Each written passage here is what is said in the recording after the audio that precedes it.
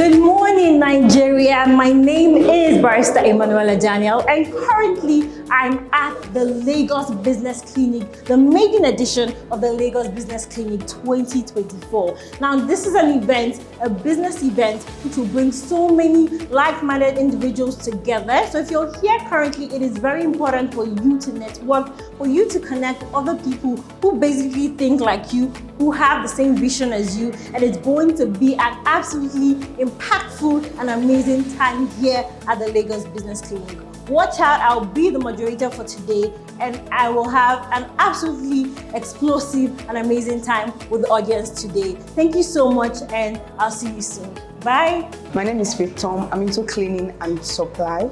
I'm expecting to learn how to grow my business more, that I can get more income, and do it perfectly well.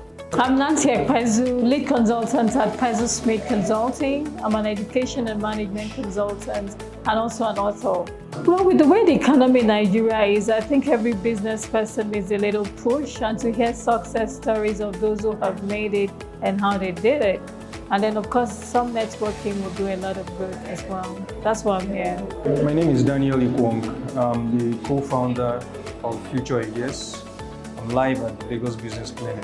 It's a business clinic, so I expect to learn the basics and how resilient you can run your business. I want to learn from speakers, particularly from those who probably have done one or two businesses and they failed. So I want to understand their metrics, what they're using to rise again on the businesses. Hello everyone, my name is Olabanji Ewenla, and I'm the co-founder and CEO of Innova Lab, and I'm live at Lagos Business Clinic 2024. When I saw the line of speakers, I was pretty, excited because of the line of speakers that I saw at coming for the event today, and I'm really expectant because of the experience that they bring, and as a startup trying to build solutions within the Nigerian landscape, it's an opportunity to learn from experienced persons and to also build my knowledge and capacity. Hi, my name is Aisha. Well, I've been in business for 4 years now, and it's been a drag. So I almost packed up, but my expectations here now is expecting to learn the dynamics of a thriving business in Nigeria, and to just have a thriving business. I want to know what's at the criteria, what we need to put, the work we need to put in and all. My name is Divine, and I'm here for the Lagos Business Clinic. I want to learn the untold story about why businesses fail. We have the commonly said thing that businesses fail after a year or 2 years. We hardly see businesses survive after 2 years of operation. So I want to know why businesses fail in Nigeria, so that I will leverage on that to be able to build a better business for myself. Hi everyone, my name is Chigo Oloyebwa. I'm live at the Lagos Business Clinic 2024. I'm an interior designer. The name of my agency is Manoko Atelier Limited.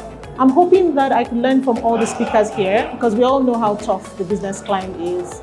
If there are any tips they can have for us in this sort of downtime economic recession that we have right now. And I'm also here to hear the stories, get inspired, meet people, and then find new ways to further my business. Hi, my name is Olushola Ademowo, the creative director of Olushola's Place. I'm live at the Lagos Business Clinic 2024. Well, from the theme of the event, it's talking about the untold story of why Nigerian businesses fail. So I'm here to learn about how to make my business last longer. So basically, that's why I'm here. This is Brain Wheezy, founder, CEO, Cots on the Go. I'm live at the Lagos Business Clinic 2024. I'm looking forward to a mind-changing experience today. I'm looking forward to, listening to strategies that will take me to the next level in the business world. If you are not here, you are missing. Alright, so Kenla Given is my name, founder ProGrief Concept, and I'm here at Lagos Business Clinic. I'm here in Lagos Business because this business idea of mine is still in a co-centralized state. So I want to look here. My expectations are, first of all, to know the pitfalls in starting up a business and how to go about doing business in a climate as Nigeria's. So my name is Nsika Gakwan, the founder at Trip Fest, a travel market. I'm actually here at Lagos Business Clinic 2024. We're here to actually understand and know why businesses actually fail in 2024. So we are actually looking at having our business and our brand propelled and taken to the next level. It's actually a sweet strategic session that we're going to be having with these guys, and my expectations are actually really high. So thank you very much for listening. Hi, my name is Adenuga Oluwabusayo, and I'm live at the Lagos Business Clinic 2024. So I'm excited to be here because a lot of times when you ask a lot of business owners in Nigeria about this, their success story, you're always quick to attribute it to God, grace, and all. So a lot of people don't talk about the reasons why their businesses have failed at some point. And I'm really excited to know that here I'm going to be hearing a lot of untold stories about why businesses in Nigeria actually fail. Hi, good morning. My name is Ebere and I'm live at the Lagos Business Clinic. So I'm actually a makeup artist, and I'm here to have an idea of how to move my business to the next level and how to go about my business and things I had to put in place just to know how to improve on my business. Hi, my name is Mobolaji Ajayi and I'm the founder of Pure Life Pharmacy, and I'm here attending the Lagos Business Clinic 2024. I know that this event couldn't have come at a better time. Nigeria is undergoing some really interesting times, and I really truly can't wait to share my experiences with young founders here and also learn from other entrepreneurs who have been able to navigate this storm and the water. So stay tuned, and I also can't wait to see what the program has in store. Thank you. You're all welcome to the maiden edition of the Lagos Business Clinic 2024.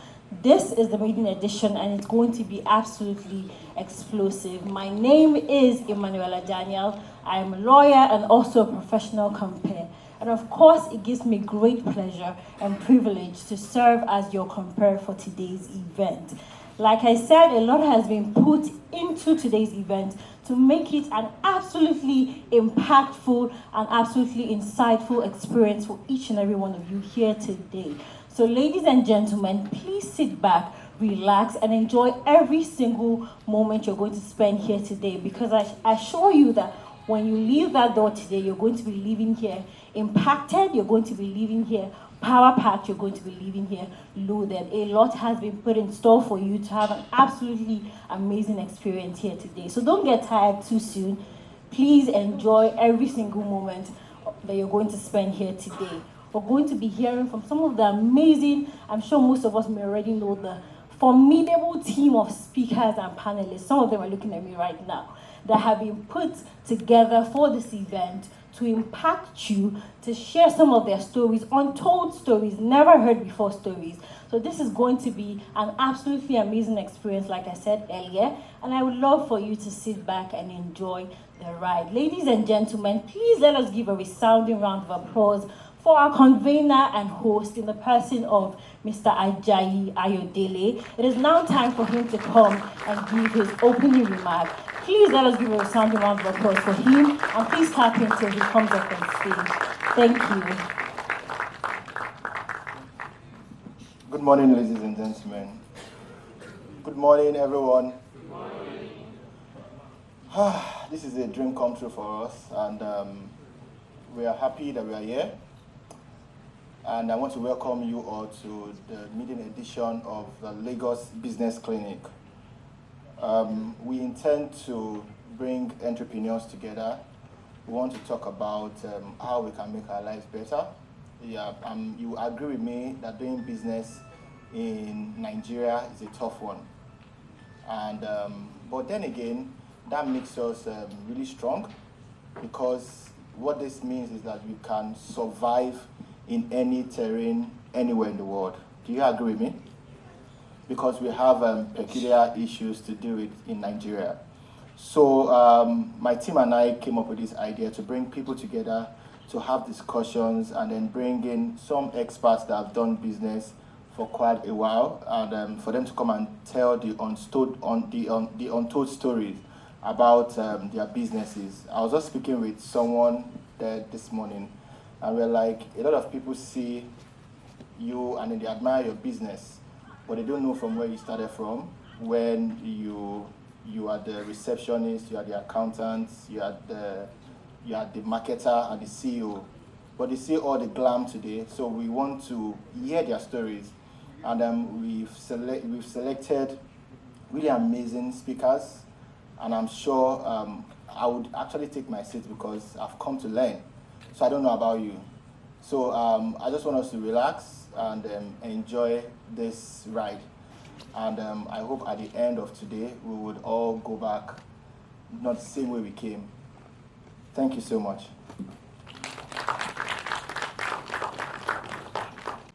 Ladies and gentlemen, please can I get some energy in the room?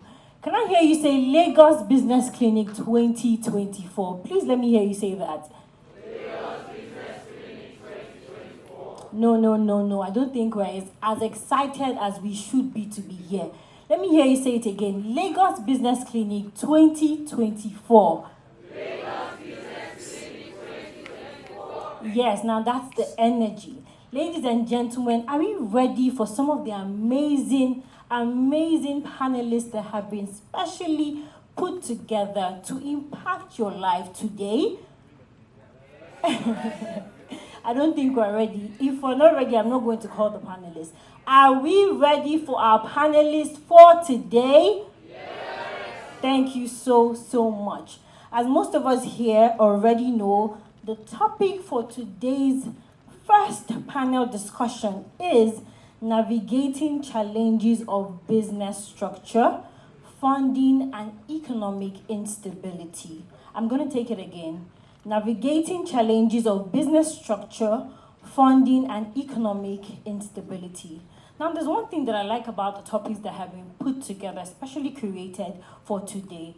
It is that it is going to not just open our eyes to a lot of things that we're not used to hearing and knowing, but it's going to impact and it's going to be very insightful for us in order to thrive in our businesses, in various aspects of our life, basically. So it's absolutely an amazing experience, an amazing conversation that is about to be had. And I myself, I'm so happy, I'm so excited to be heading this particular session. So with no further delay, I would love to just call out some of the amazing panelists that are already seated in the room today. And when I call you out, please just do the honors of just taking your seat majestically on the stage as the king and the queen that you are. Okay, so the first panelist for our first panel discussion is no other. Please, ladies and gentlemen, can we do this together? Let's just give a round of applause as I call each name. The first person that we have for our panel discussion is Mrs. Toyin Akinde, who is the CEO of Page Asset Management. Please let's give her a round of applause as she comes up on stage and takes her seat majestically. Thank you so much, ma'am. Okay, so okay, the first one. Okay, so the next panelist who will be joining us on stage is in the person of Mrs. Mobolaji Ajayi. She's the CEO. Please let's give her a round of applause as she comes up on stage. She is the CEO and founder of Pure Life Pharmacy. She's looking so radiant and so beautiful. Please let's give her a round of applause as she comes up on stage and takes her seat. Thank you so much. The next panelist is in the person of Mr. Michael Afolaranmi. Is he here? He is the he's the managing director and CEO of 12 Baskets. Please let's give him another resounding round of applause. Thank you so much. And now let's give a final round of applause to our amazing panelists on stage right now. Thank you so much. Good morning, everyone.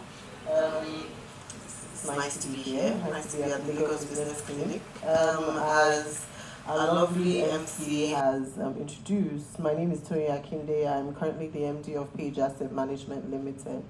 So I work in financial services, and my journey is a little different. Some of the people on the panel started their businesses from ground zero. But financial services is a little different. We have financial products, that everybody needs to invest in. I've worked in asset management for almost 20 years now, both here and abroad, and it's been an interesting journey, definitely. So a lot of people just wonder, I don't need to invest. Why? Especially entrepreneurs, they prefer to plow their monies back into their businesses, but everybody does need to keep some money aside for a rainy day.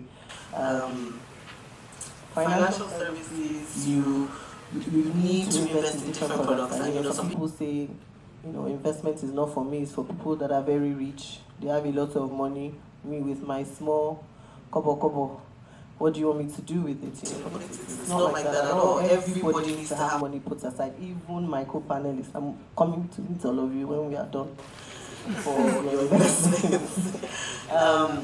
You can start off, everybody in the financial life cycle, for people as young as children, babies, start saving for your children. You can also save as a student, youth copper, little amount, as little as 5,000 naira. You want to just keep it aside so that when you need it later, you can access it. And another key issue to note as well is diversification. We live in Nigeria, work in Nigeria, but the country's earnings are majorly in US dollars. So a good point to note as well is investors should invest in US dollars. They had invested even in April, where exchange rate was as low as 1,000 and something. By now, in June, 2 months, so your investment portfolio would have actually appreciated well over 50%, just based on the exchange rate alone. So something to think about, both Naira and US dollars. I want to talk a little bit about navigating, in the current economic climate. There's a lot of things happening, not just in Nigeria at the moment, in the world. Inflation is high, prices are high, things are tough. The government is there. We're wondering what's happening in Abuja. We can see things trickling down to us in Lagos, in different parts of Nigeria. Then let's even talk about the world. Everything is a little overwhelming at the moment.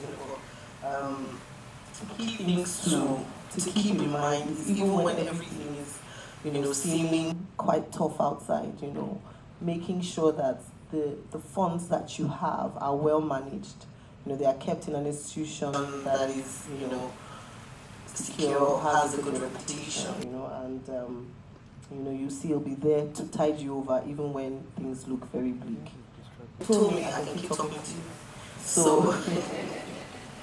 you. So funding is also another. What I really wanted to talk about, actually, 3 P's that I think everybody should keep in mind. If you want to, any company at all, whether it's my fellow entrepreneurs or financial services, people are the heart of every business. It's the people, the product that you're selling, and product or service that you're selling, and your processes. People are the bedrock of any business. If you don't have customers, your products cannot be sold. If you don't have good staff, your products will not be sold, or they will be sold badly, mismanaged, your profit will be, eroded. So people are the bedrock of any business, whether financial services, whether any business. People are key. So we need to make sure that in our institutions, you have good staff. That one is by the grace of God, to be honest. You have good staff, and you have good people around you. Your product also, you have to make sure that people are ready to buy. You have something that people find interesting and attractive and they want to spend money on it. I already asked my co-panelist as he came. I didn't see small jobs following him more. So There has to be a product that people are willing to buy, and your process is very, very important. Good businesses fail because they don't have proper processes, or you have bad processes. You can have a good product, you can have good people. You don't have how you're going to get your products from production to end user to the buyer. Recipe for bad disaster. So the 3 P's. Those are the 3 elements I want everybody to take from our conversation. Good people, good process is very important, and your product. Whatever you're selling, make sure there is actually a ready market, and you have, good pricing. It's attractive that people want. But even if you have something that's very expensive, there's a niche market. There are particular people that would be willing to pay for it. So just make sure that product has a ready market. I will conclude by saying it's not too late to invest. I'll be happy to speak with anyone about investment opportunities. There's no amount that's too small, and there's definitely no amount that's too big. The best time to start investing is now. Thank you very much. Thank you very, very much. Ladies and gentlemen, please let's give her a standing round of applause for that amazing and short lecture. You heard it all. She said people, processes, and products. Okay? And of course, we are all aware here how difficult it is to have the right human capital that you need for your business. And so apart from investing your finances, it's also very important to think about investing in your human capital as well to help your business grow, to help your business thrive as well. We'll be coming back to you very shortly. Alright, so we'll be moving on to the next panelist to share just a little bit of his story with us in the person of Mr. Michael. Mr. Michael, the mic is yours. Thank you so much. Good morning, everybody. When you say story, I should tell my story? Yes. All right. My name is Afolarin Michael. I am the chairman CEO 12 Basket Foods, the puff frying company. Clap for me now. Let's engage. Don't just make it look like they have called them again to come and talk to us. And anything we are doing here, let's try as much as possible to pick something and run with it. So my story is multi-dimensional and multi-versatile. So I'm going to take one part. So maybe in the course of the question, we can begin to talk about what to say and where to move. Well, I'm a graduate of marketing and I'm a chartered marketer. I graduated from the Polytechnic Ibadan. I am born into a family of 5. I'm the firstborn. And I grew up in a buka. You know, when you say buka, under the Obalinde Bridge, where my mom had the buka, we catered for the mechanics, the panel beater, the wires of this world, you know. So I was born into working hard. 4 a.m. my mommy will have woke us up. We have to do something from 4 till about 6 before we go to school. So down the line, I was fortunate to go to school. I grew up in Lagos Island. If you know Lagos Island very well, I grew up in the most notorious place in Lagos Island. They call the place Pity.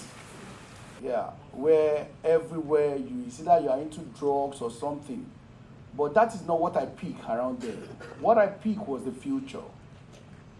What I pick was, after now, what happens? It looks as if nothing good can come out of Lagos Island. But lo and behold, there are a lot of interesting stories around the Lagos Island.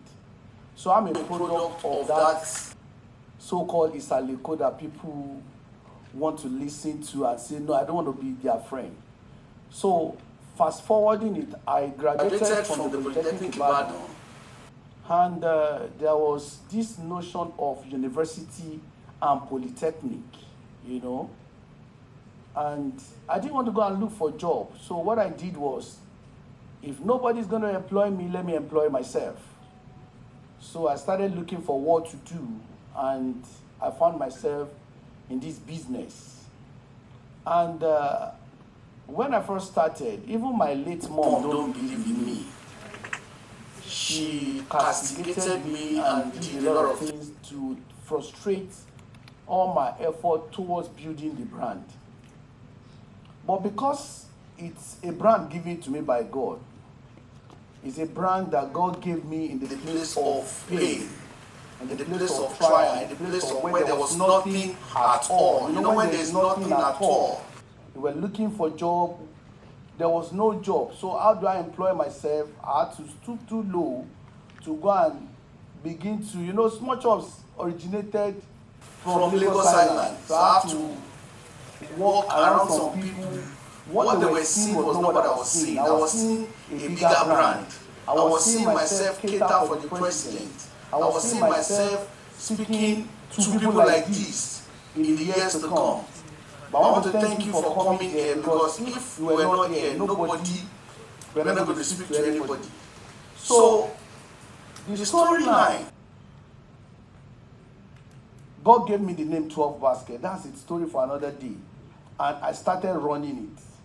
My mom will cry. She will cry. My late mom will cry. After all this time that you have gone to school, is this what you want to do? I said, Mommy, don't worry. One day you'll be proud of me. Everybody neglected me, so I became like an outcast. Yes, my brothers left me. But one thing that I believe it was, I was focusing on my focus. My focus was my focus. Listen to me, if you must achieve anything, don't change your focus as long as you believe in it.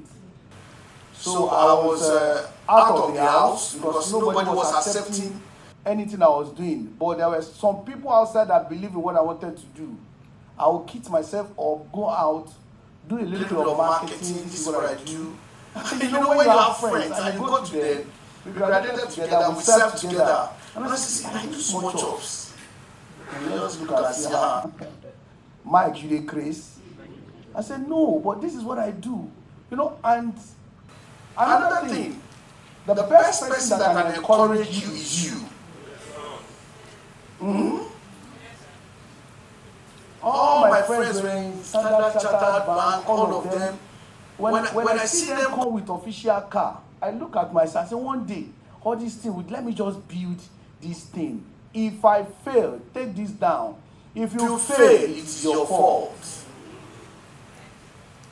It is not your mother's fault. It is not your friend's fault. So take the lead. Lead yourself. The best person that can encourage you is you. And at every point in time, thank God that I was a product of the church. Homeless while I was living in the church.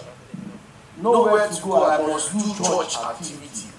So one day, while I was doing that, I began to see that the only person that can actually believe in me is me. All my brothers, all of them are gone, but I was focusing on my focus. A storyline that I would like to share here. 12 Basket is 21 years old. Yes. We do 21 years old in November. And it always seems like we are just starting it again. Don't ever believe you will rest on your laurels. Every time evolve. If you evolve, you will be involved. It is only when you begin to say we have arrived, we have arrived. Why business guy in Nigeria is because the owner, people running it feels we have arrived. Go and check the packaging. There is no packaging like 12 Baskets. Why? Because we keep evolving. We keep looking at how relevant can we be. This story will motivate somebody. One event at Econet, I begged for the job. And out of 2,000 guests, I was given 100 guests. And they gave the other person 1,900 guests. Everybody was saying, wow, wow, wow. But let me tell you what to take home. The 100 guests was served as if I was serving 1,900. The next year, they did the end of the year party. They increased my order to 500 guests. And the person was given 1,005. 4 years later, I got the 1,900. And the person got 100. What changed? Yes, what changed? Make sure that you have passion for what you are running after. Most of us will run after other people's passion. That's why your best is not coming out. The moment you have decided to do what you have to do, make sure that excellence becomes the rule of the day. Don't settle for a second best. When I wanted to open the Abuja branch, we went to go and cater in 2010 at the villa. I think the vice president's daughter's wedding. And anything I do in this puff thing, you cannot beat us. Go and check.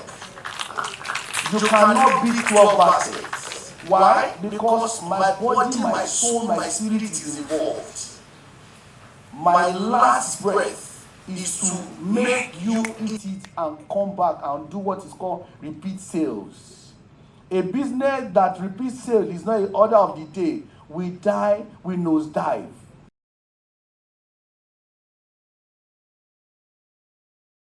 The growth level, the maturity level, and the decline level. When you get to maturity level and you did not do anything, the business begins to nosedive. We've seen a lot of businesses in Nigeria because a lot of things were not involved. Thank God for social media now. Most social media products don't even last. Why? Because they don't focus on improving the quality of what they are selling. To round it up, we were now in Abuja. And after the event, people started calling. How can we get this? I was based in Lagos. They started calling, we want this, we like it, we want to eat it. Okay, what do we do? And now sat down. The transportation to Abuja from Lagos is about 150, 100K. And somebody wanted to order for 100,000 naira worth of products. So rather than telling them off, we took the lead. And I single-handedly went to Abuja that day. I said, today we must break these jeans. I rented an apartment. And I stayed there for like a month. Was doing my grassroots marketing. Floated the Abuja branch, but I was with the phone. I was the #1 contact center of 12 baskets. So when you call, I pick up, they go, good morning, 12 basket, Lagos side. Sorry. Good morning, 12 basket, Abuja. My name is Michael. How may I help you? Well, something happened one day. I forgot to mention the branch. And the woman ordered. And the order was made as well. So when the woman now called, the woman called and said, I'm at your gate. I said, driving. And our Abuja office is at the tail end of the street. I said, driving. He said, there's nowhere to drive in. I was wondering, where is she? Madam, tell the security man you want to come. He said, there is no security here. I'm at your gate. There's nobody here. Only to find out that I did not mention my location. And that day is a 150 guests. But we had to improvise. The Lagos own get wasted. You know, then we used to use about 1 flower for 1 month, you know, and we have used almost a quarter of the flour bag, the bag of flour to run that. But thank God for God that we can now use 100 bag for 2 weeks.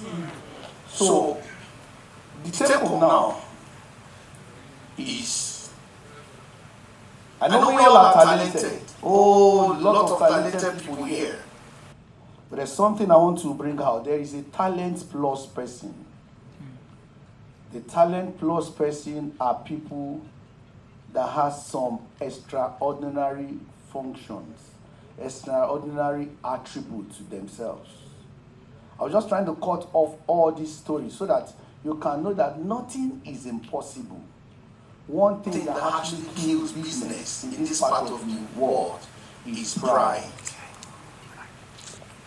No matter what you have, make sure you feel you are just starting.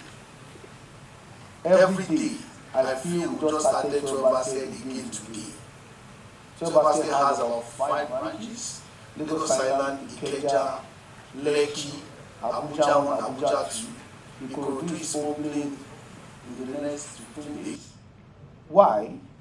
Because there is this tenacity that this thing must not die.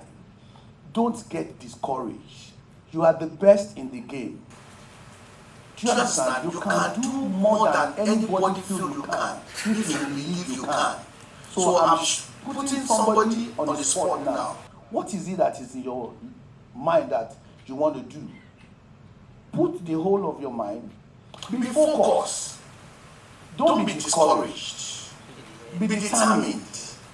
And be humble. And the results will be excellent. Thank you. Amazing. Ladies and gentlemen, please let's give him a standing round of applause. I mean, this is what we are here for. Basically, to hear some of these untold stories about why businesses in Nigeria fail. I'm sure you've probably not imagined that he'll be able to overcome that particular mistake of taking the wrong order in the wrong city. So thank you so much, Mr. Michael, for taking your time to share some of these amazing stories with us. The next panelist who will be sharing their story today is in the person of Mrs. Mobolaji Ajayi. Please, the mic is yours. Thank you so much. Thank you so much. Good morning, everyone. Good morning, everybody. Right. So, my name is Mobolaji Ajayi, and I'm the founder of Pure Life Pharmacy. Thank you. Thank you. Thank you so much. So I'll just briefly tell you my backstory. I would like to say that I'm really inspired by his speech, because my company is 3 years old, and seeing thespians in the entrepreneurial world, I haven't even scratched the surface. So thank you so much for sharing. So, I'm 3 years old, in the entrepreneurial world, but really, if I look back at the trajectory of my life, I think I'm way over 10 years in this sector. And why I said that is, I grew up in a family of entrepreneurs, and my father has been my everything.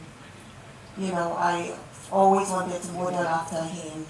I'm that one child that would go out with him, take on projects and all. And, looking back, I see that all of those, my baby little steps, added up to the experiences that, is working for my success today. I think I've done about 2 businesses before I started Pure Life Pharmacy, and I've been the hustler, really, in my family. I remember my parents, one day sitting me down. I just got back from the market that day. I was still in uni, and they were really concerned. They were asking, "Are you in debt? Is there a problem? Sit down, let us know. We don't get this thing. We provide for you. You have everything you need. What exactly is going on?" So, really, with entrepreneurship, I would say that I was born to do this. I was born to make a difference. And really, if you're born to make a difference, then please go for it. Don't live this life without finding your purpose. I started Pure Life 4 months pregnant. People who are close to me know how my pregnancy is. Parents love pregnancies, but my mom and my parents threatened me that no more, even my husband, because it's always like one of the lowest times of my life. I come down with postpartum depression, and surprisingly, I was 4 months pregnant. Not surprisingly, I mean, I then it came, And I really had to navigate throwing up for 9 months, passing out, edema, high blood pressure, and all of that. Some days I didn't want to show up to work. I knew that I had people waiting on me. I'm a leader, and my weaknesses didn't need to show at that point, so I always just showed up. And really, here's to strong women. Honestly, here's to strong women. When I started, we were just two staff, me and Joy, who's now in the UK.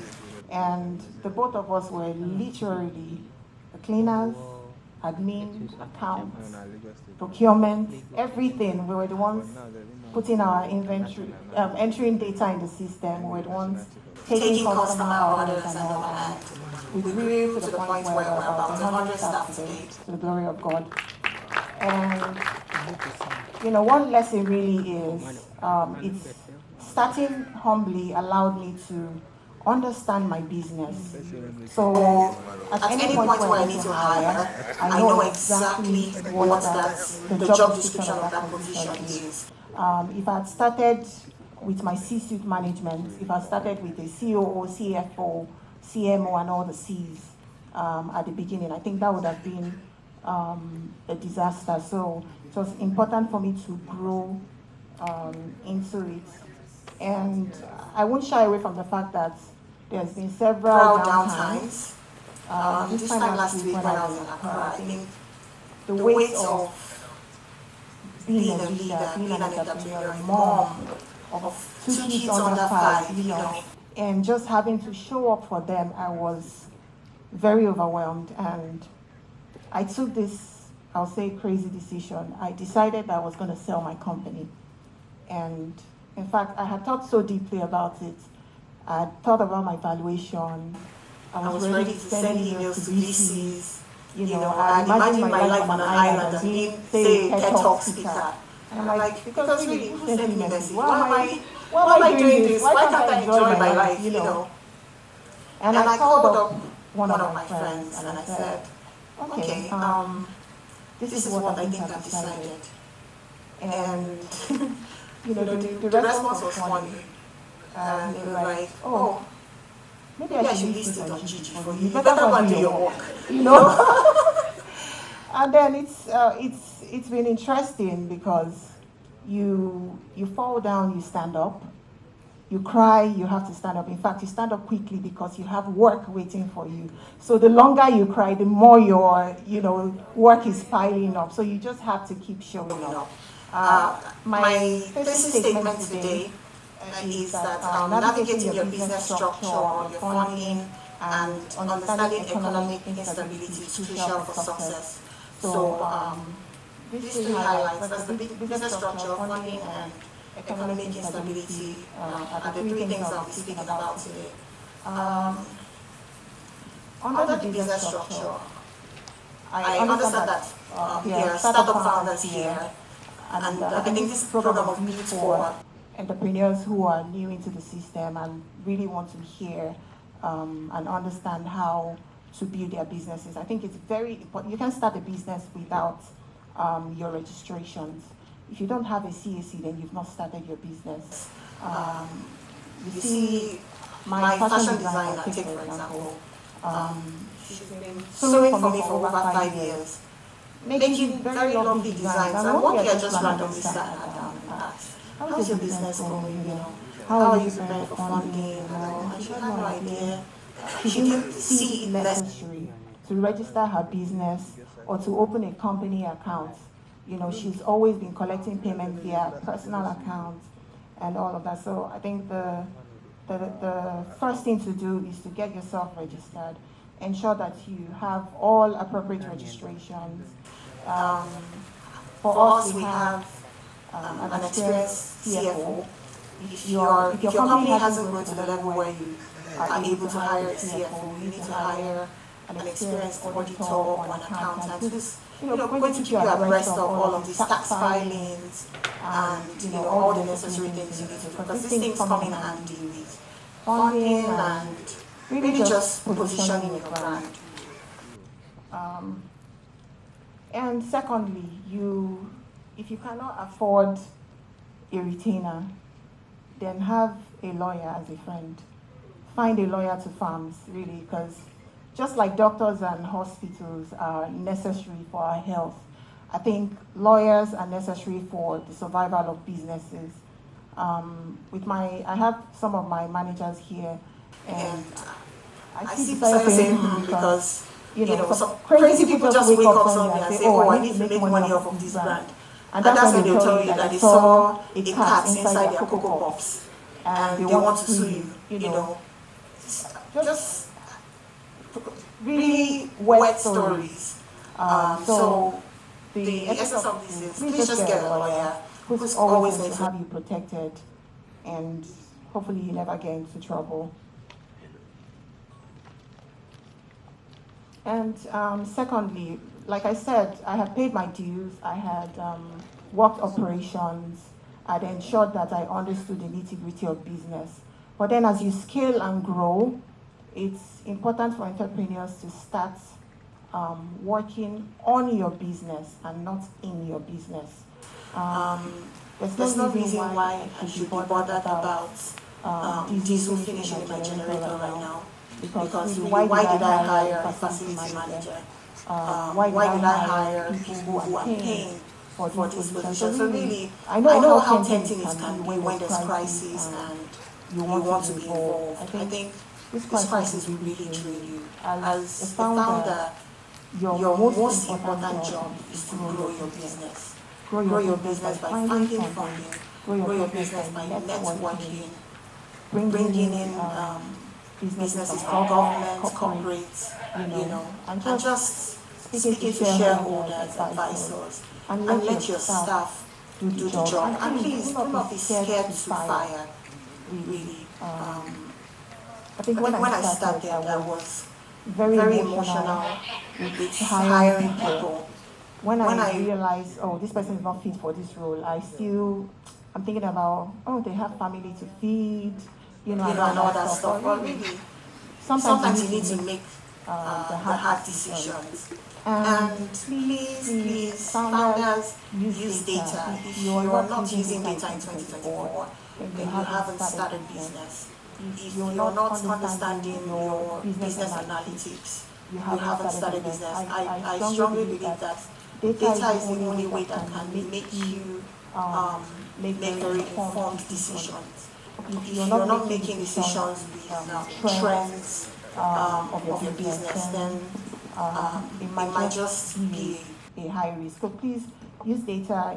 It could be with your ERP. If you're not using an ERP, it could be maybe manual documentation. What's your customer's behavior? What's your highest selling product or services? And how can you ensure that those things that bring in the most funding are well managed? Thank you so much, Mrs. Butler. Didn't take your time. Oh, sorry. Okay. Let me just run through. Also, I've spoken about networking, and I'd like to say that bootstrapping isn't a trophy. I used to think bootstrapping was a trophy, but please, if you have access to funding, please get funding. And the last point is, I want to talk about the value triangle. So there's the functional value, there is economic value, and there is psychological value. It's important that your prices are great, but then if you keep, working towards beating prices, you might just run out of business. I think that you should please focus on your economic value and your psychological value. If you look at Apple today, they are really expensive, but they've created a perception. They are unique, they are niche, they are class. I've sworn severally never to buy the next Apple, but then the next one is out and I'm buying. And that's because they've created a psychological value. So your take home today is, what psychological value can you build around your brand? And also have other incomes structured around your business. You might have a core business model. If you're B2C, that's business to customer. Also ask yourself, how can you bring deals via your B2B model? So in conclusion, I would say that entrepreneurs are crazy people, and just stick to being your crazy. And I would drop my mind with the lion and the gazelle story. The lion wakes up every morning thinking that it has to outrun the slowest gazelle, if not it's going to starve to death. And then the gazelle also wakes up in the morning thinking it has to outrun the fastest lion, if not it's going to become lunch. So, ladies and gentlemen, whether you're a lion or you're a gazelle, once the sun is up, you better keep running.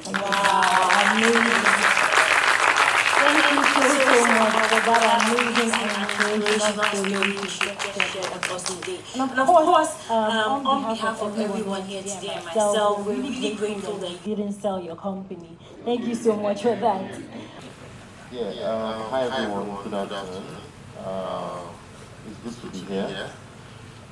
It's also super amazing to be seated here in the presence of fellow entrepreneurs, fellow business owners. My name is Sam. I'm the founder and CEO of Our Pass Business Bank. About my journey, my own story just before I also get to quickly talk about the challenges with business structure, funding, and economic instability. I think one thing I can say first is Our Pass Business Bank, the way we're just thinking about it as your typical fintech, of which today we are no longer your typical fintech. We are now a bank licensed by the CBN. Still at the growing stage though. However, I started up Our Pass with a loan of 600,000 naira. So I don't know if there's anyone here that knows Professor Ndubisi Ekeke. If you know him so well, certainly you probably would have seen him talk about like Our Pass over and over in the last 2 years. He was the very first person who gave me money, right? Then I wasn't as pretty as Mike. Right. However, the business started off and we showed him progress on every single thing. Now, progress at the time had absolutely nothing to do with customers, not even one. It was more around the product, building what made sense and what would work. So even building a simple website that was even at the time very scrappy, among many other things. Right. From the loan of 600,000 naira, I moved to a loan of 3.2 million naira. And we also used that same money to achieve the exact same thing that I did tell him at the time we wanted to use the money for. Right. And it would amaze you, it will surprise everyone here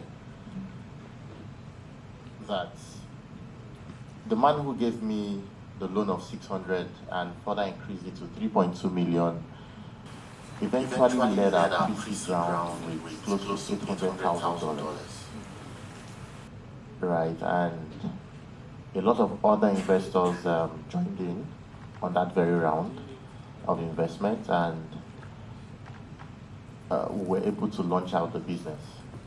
Though yes, as someone who was just laying hands on a few couple of millions at the time, it was way back 2021.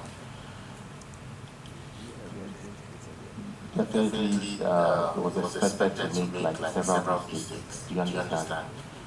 Not knowing exactly what to spend the money on, despite knowing what you wanted to build. So by 2022, we had invested lots of it, like a huge percentage of it, in building a very solid product, which again, yesterday, we have had a very good, at least we have one of our customers here. We bank their life. Right. But then, by May, June 2022, we had run out of funds. There was no money again in our accounts. Maybe I should even say this, before moving into banking, we started off by building Our Pass one-click checkout. That was more or less like an improved version of, say, PayStart. So So that was what that money was for at the time, way back in 2021. But then, by mid-June 2022, we realized that we didn't have the market for one-click checkout anymore in Nigeria and as well in Africa. So it was at that time we decided to expand our product offerings, which by default made our passive bank, particularly business bank.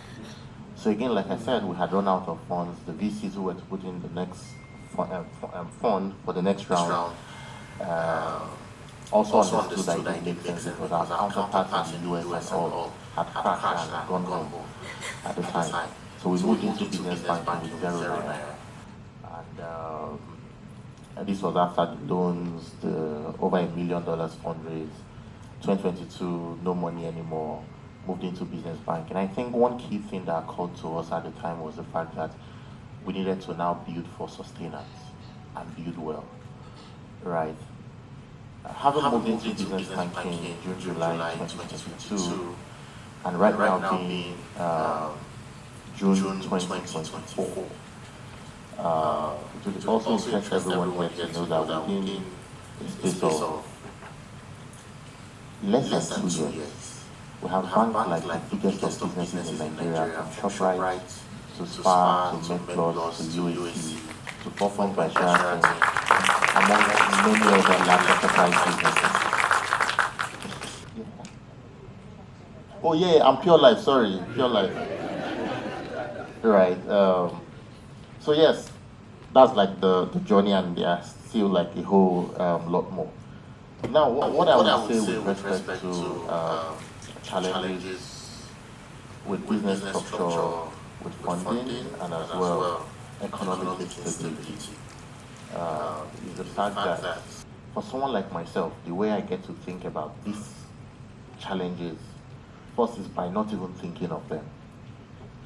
Because those who have gone ahead of us, those who are where they are today, those who are, again in quotes, successful, they didn't get there by just sleeping and waking up and boom, the business became what it is today.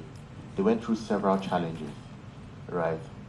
You would also realize that if you sit and every day all you're thinking about is, I don't have money, how do I solve the structure problem? Oh, dollar is now 1,450 or 1,500. You won't go anywhere. You realize that you'll be spending the time you're meant to use in acquiring more customers to be thinking about things that would always be there.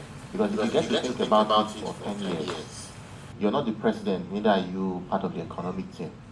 Those things definitely would not change. So what I would say is, when you test out your products or the service you're looking to offer to customers, let's say to say a few customers, maybe I would call them early adopters, and it does work well and they love what you're providing to them. You maintain that pace for a while, say maybe 6 months, 9 months. I would advise that the next thing you should focus on, and again, nothing else should matter to you, is distribution. Now, what distribution would do for you is, in a situation whereby you're serving 10 customers and dollar moves from 500 to 1,500, definitely you would feel it, and you would feel it so well. But imagine you're serving 100,000 customers, 50,000, 10,000, depending on your kind of business, or even 1 million, 2 million, and above, as the case may be. And I'm referring to active customers. Customers who love what you offer and who would also come back. Basically repeat customers. What I would do for you is, even if you have low margins, but that low margins with the spread of customers, certainly you would not feel what others are feeling anymore. Now, on the aspect of funding, I would tilt a bit as against talking about raising funds from international VCs amongst many others. I'll talk about raising funds locally. I like to think we have more than SMEs or SME owners here. I said this somewhere I think about 2 months ago, that there's a lot of money in Nigeria. like lots of it. I know they say you keep hearing Nigeria is bad. You go online, you see people talking down on their own country, which again for me, I don't think we should do that. I will still tell you that there's a whole lot of money in Nigeria. And if you move away from being part of those that complain every single minute of the day, right, into joining those that understand that yes, there are challenges in Nigeria, problems in Nigeria that needs to be solved. But you're rather focused on ensuring that you're not left out. Your business grows. Because in the end, I think Mr. Michael said something earlier. I think I heard it from the moderator because I came in a bit late, where he said, if your business fails, you shouldn't blame, I think, your mother, anyone around you. It should be your own thing, because if the business succeeds, it's yours. If it fails, it's still you taking in the lead. Do you understand? So, being able to ensure that you get yourself into where the money is in Nigeria will get you to where you need to be. There are lots of people within the country that are looking for where to throw their money into. Do you understand? It doesn't matter, I don't know where they made their money from, provided one is not yet convicted in any law court. Please access and collect the money. Do you understand? Yeah. and grow your business. Do you understand? So, on the aspect of economic instability, again, I would say that there is no economy or country in the world today that is not facing one issue or the other. The only difference is in the fact that it differs by country. Do you understand? We should be excited and happy that on the map today globally, when they want to talk about Nigeria, they will say that country that has economic issues. Let's be excited about it, because in as much as that exists, Nigeria is still a super huge market. The same people talking about it are struggling. They are fighting to ensure that they maintain, no matter how little, some sort of tie with Nigeria. Now, that means something.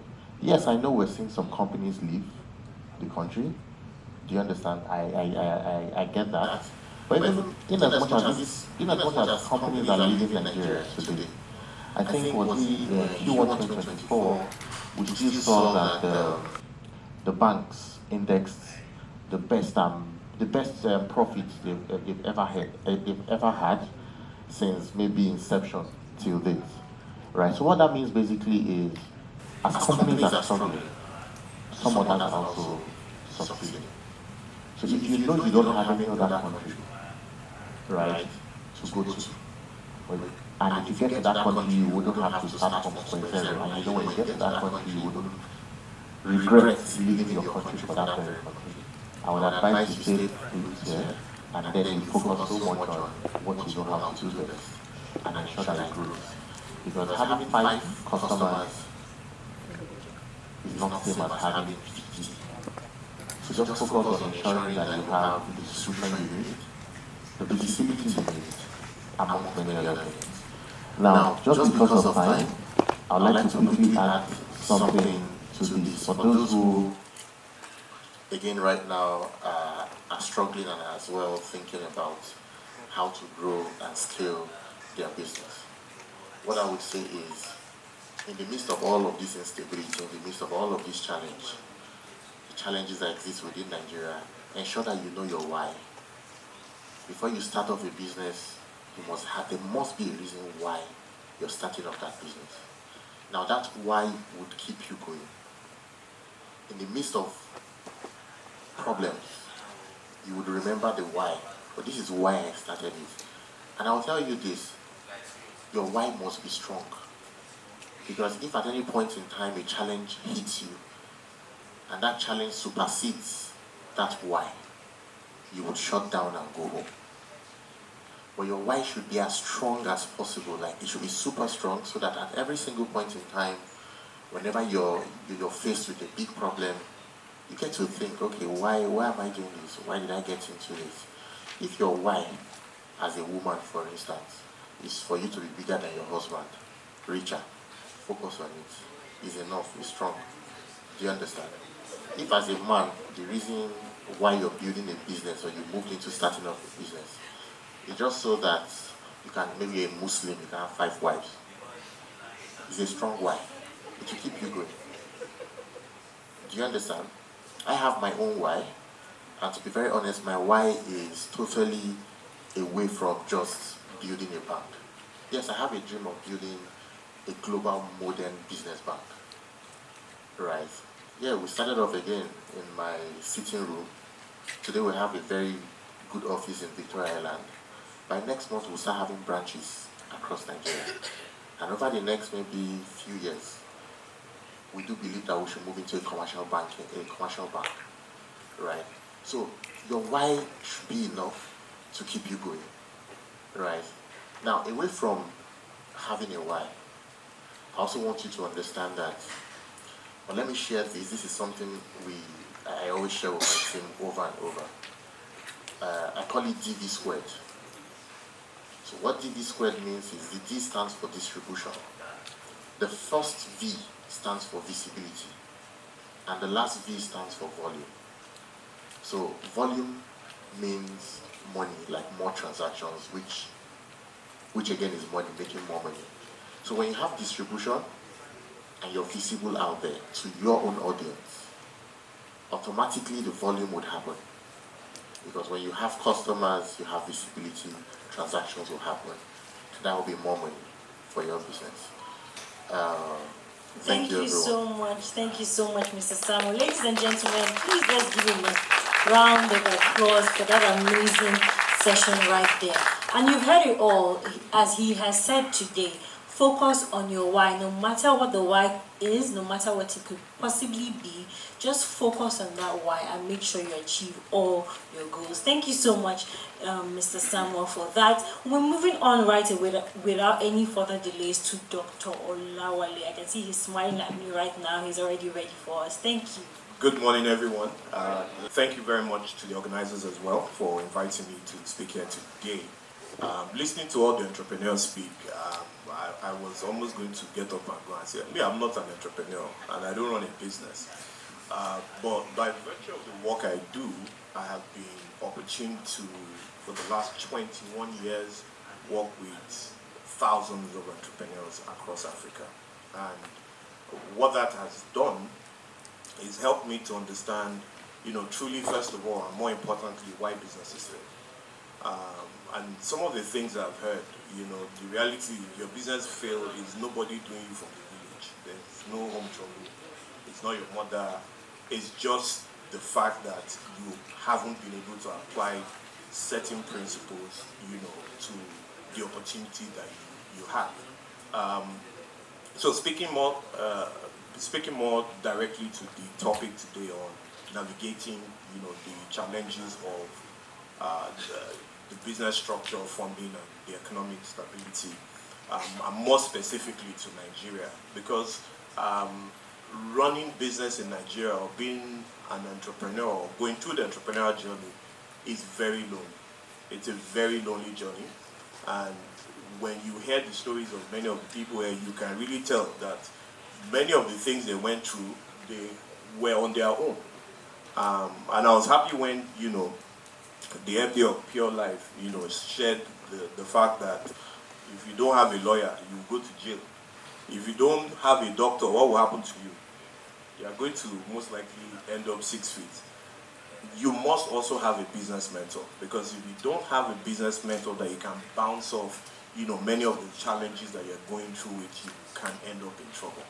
So I'm going to start from a very interesting place. Before you even go into registering a business, it's important that you have understood very well that you have created value, and that value, there's a market that is going to offtake that value that you've created. If not, you're wasting your time. And I'm saying this because I hear thousands of business ideas every other day. But the one question I ask is, have you tested this in the market? Have you spoken to the market? Who is this for? Being able to answer those questions and being able to test it helps you to qualify and know whether or not you really have a product or a service to offer before you then go into the business structure. Today, with the new CAMA, there are different ways you can register a business, and it's important that you register your business properly. If you start a business today and you go and register your business as a limited liability company, you immediately expose yourself to certain tax implications, and that can put you in a lot of trouble. As a new business owner, it's important that you understand what kind of business registration you must have for your business. Today, you can register a business name and you can start operation, and you can avoid, tax issues for some time, but you would still have to pay taxes, and it's important that you understand that. In addition to that, as you set up your business structure, it's important that you also understand the regulatory compliance of whatever business you are going into. Many people start businesses by, for example, those that are in manufacturing of food and what have you, without going through NAFDAC registration. And then when they come to harass you, you think it's someone disturbing you. But you must understand that before you can have a business that has to do with food or drugs or what have you, you must, go through the proper regulatory agencies and have the certification. I would also then, speak about funding, and I was very happy to see, and honestly, if you look at the person beside you, I would say you should say hello to the person very well. Beside us, we have someone that at Precede, he was able to raise $800,000. I mean, that's a big. I was hoping that you guys were going to really clap for him, but nobody clapped. They did. $2 million. Sorry, it's actually $2 million. And what that speaks to is an important thing which you also touched on. If you're starting a business, don't go to the commercial banks looking for money to start a business. You can't start a business with debt, especially in the economic climate where we are right now today. It's important that you start to look inward. There are what we call the 3 Fs. I'm sure many people know that. The Fs, the friends, family, and fools. Those are the people that very early in time believe in what you are offering and what you want to do and will support you with funding. But when you start the business and you start to earn money, the next thing to do is not to go and buy a fancy car or to go and marry 2-3 wives, like he said. It's time for you to start building your own internal war chest, because the time will come when you're going to need those resources and that funding. Many businesses fail because very early when they start to make money, they start to expend that money. And when they now need, that funding that can help them to expand or to buy machineries and what have you, they start looking for money here and there. And then, of course, they are not able to, to survive that. And, of course, they leave the business. But this also then takes me to an important aspect, which, he also touched about. And, of course, I'm going to be pointing at them because they are the entrepreneurs and they've shared, a lot of the stories that truly can help us to learn how to navigate the typical challenges that you would have in running and starting a business in Nigeria.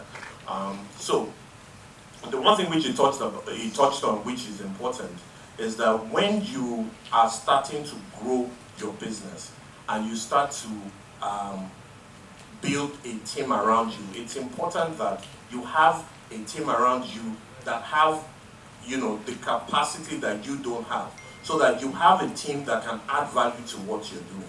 Capacity building is an important aspect of what you need to engage as a business owner. Give, for instance, when you have a generator that you've been running for a year or so, you must service that generator for it to continue to serve you. In the same way, as a business owner, as an entrepreneur, you must expose yourself to capacity building. Today, there are several free capacity building programs that are available for people that just want to start a business.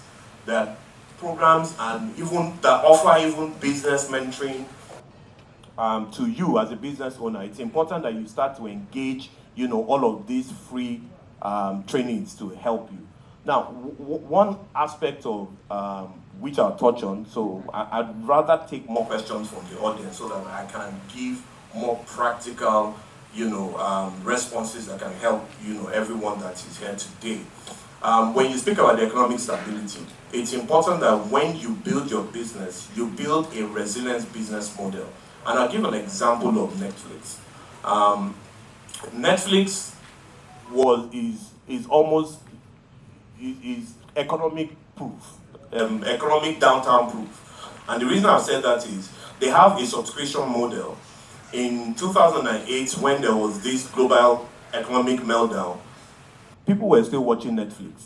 When we had the pandemic, in fact, during the pandemic period, there was a surge in the number of people that started subscribing to Netflix. And what Netflix did was to even diversify and spread the different kind of subscriptions you could have. Today, you can subscribe for a single person for 900, there's the 1.5. So depending on what your pocket size is, you are able to still to subscribe for Netflix. So it's important that as a business owner, when you are developing your product or your service, you start to look at how can I make this more resilient?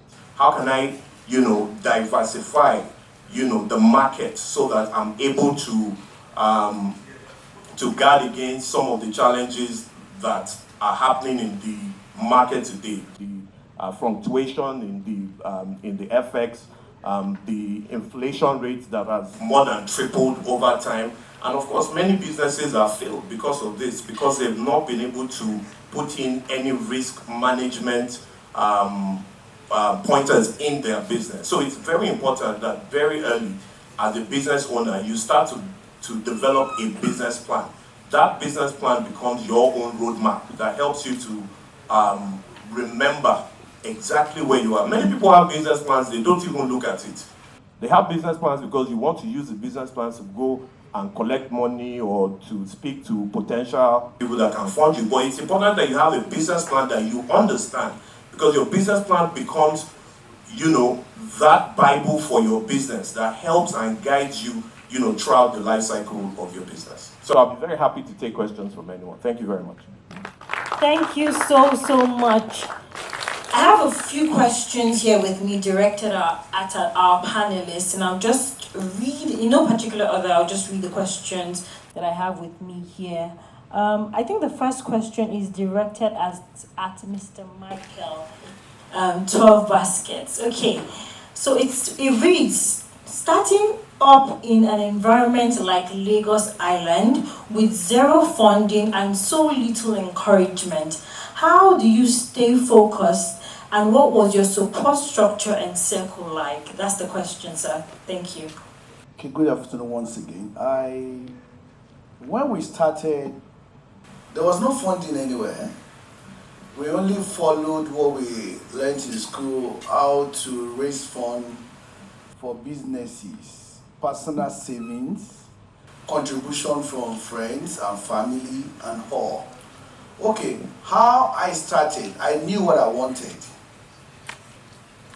And how? By the grace of God, I knew what I wanted. Bringing me back to what my chairman said, you must know why. I knew why and what I wanted, so I did some savings from the menial job that I did, and I was so disciplined towards what I wanted to do. I wasn't buying anything, I was just saving, because I did the costing of what to start the business and how to start it. But another intriguing stuff is how the way they looked at the business then was not the way I was looking at it. I had to strategize out of Lagos Island. My clients are not going to be Lagos Island. My clients are outside the Lagos Island. So projecting it is most of my time going for marketing. I go out to places like VI, connecting with my friend that we graduated together in school, spreading the gospel of this is what I do. I was doing intensive, aggressive marketing strategy where you have to go. There was nothing like social media So I have to visit and tell, this is what I do, and this is how I intend to do it. The challenge there was you have to keep on keeping on. You have to always take your A game to wherever you are going to. If I'm going for a presentation, I have to go there with knowledge. I have to be able to convince whoever my product is being marketed to. E.g., there was a meeting I went for, and they were asking me, why should we use you and not the people that have been in the game? And because I have done what they call product research, in every business there is what is called product research, and study your competitor. Before I went into the stuff, I bought some spring roll and samosa from other companies, and I checked what are the things they are offering. And when I saw it, I added value and reduced cost. I added value. There were some things that were not in their spring rolls, and that became my own point of sales awareness. It became a marketing tools for me. And I can boldly say, check their spring roll. This one is not there. And with that, the campaign began. So there was, because I was determined, nothing could hold me down. So what you need, because this is a clinic, because I just checked, oh, this is a Lagos business clinic. So, her business might be a bit worrying and sick. So what you need in that aspect is courage and determination. Thank you. So much, Mr. Michael, for that amazing answer. And of course, ladies and gentlemen, you've heard it all. The spirit of resilience, keep on keeping on. Thank you so much once again, Mr. Michael. So the next question I have here with me is directed to Mrs. Mobolaji, and it reads, please ma, you are in the health sector. How would you say your business has survived the current economy considering macroeconomics and all? Thank you very much. Good afternoon once again. I think one thing I've leveraged on is diversifying. When I started my business, I started as a retail pharmacy, and I was buying from suppliers, and I asked myself, why can't I cut my wholesalers and buy directly from my importers? I started doing that, and I also asked, why can't I also cut the importers and buy directly from the manufacturers? So it's just very important to not do business as usual and stay abreast of innovation. Let me talk a bit about my business, Pure Life. Pure Life is a retail business, and we all know that retail businesses involves a lot of capital. When I started, my dream was to build retail pharmacies across the country and even Africa. And of course, the Forex humbled me because at least 60% of my products are imported. And I started when Forex was 370, and now it's over 1,000. But I won't sit there and sulk. I'll think about ways how we can be better. If I'm to set up pharmacies across Nigeria, we're talking about tens of billions of naira. I mean, I have friends here who can fund me, but then, and I asked myself, how else can I reach Nigerians? How else can I reach Africans without having to spend that much money? And that was what birthed my technology product, Pure Life Health. So we are connecting people with pharmacies and integrated telehealth services just in one click. So that's an example of innovation and diversifying. And lastly, I would like to say that as founders, most times we think we bet a solution and people need it. You need to know that people do not need your solution. You have to be able to tell your story and your why, and also let people understand why they need your product. If I walk up to you now and I ask you, what do you do? Or maybe someone asks me what I do, and I say, I have Pure Life Pharmacy. I have 3 locations in Lekki.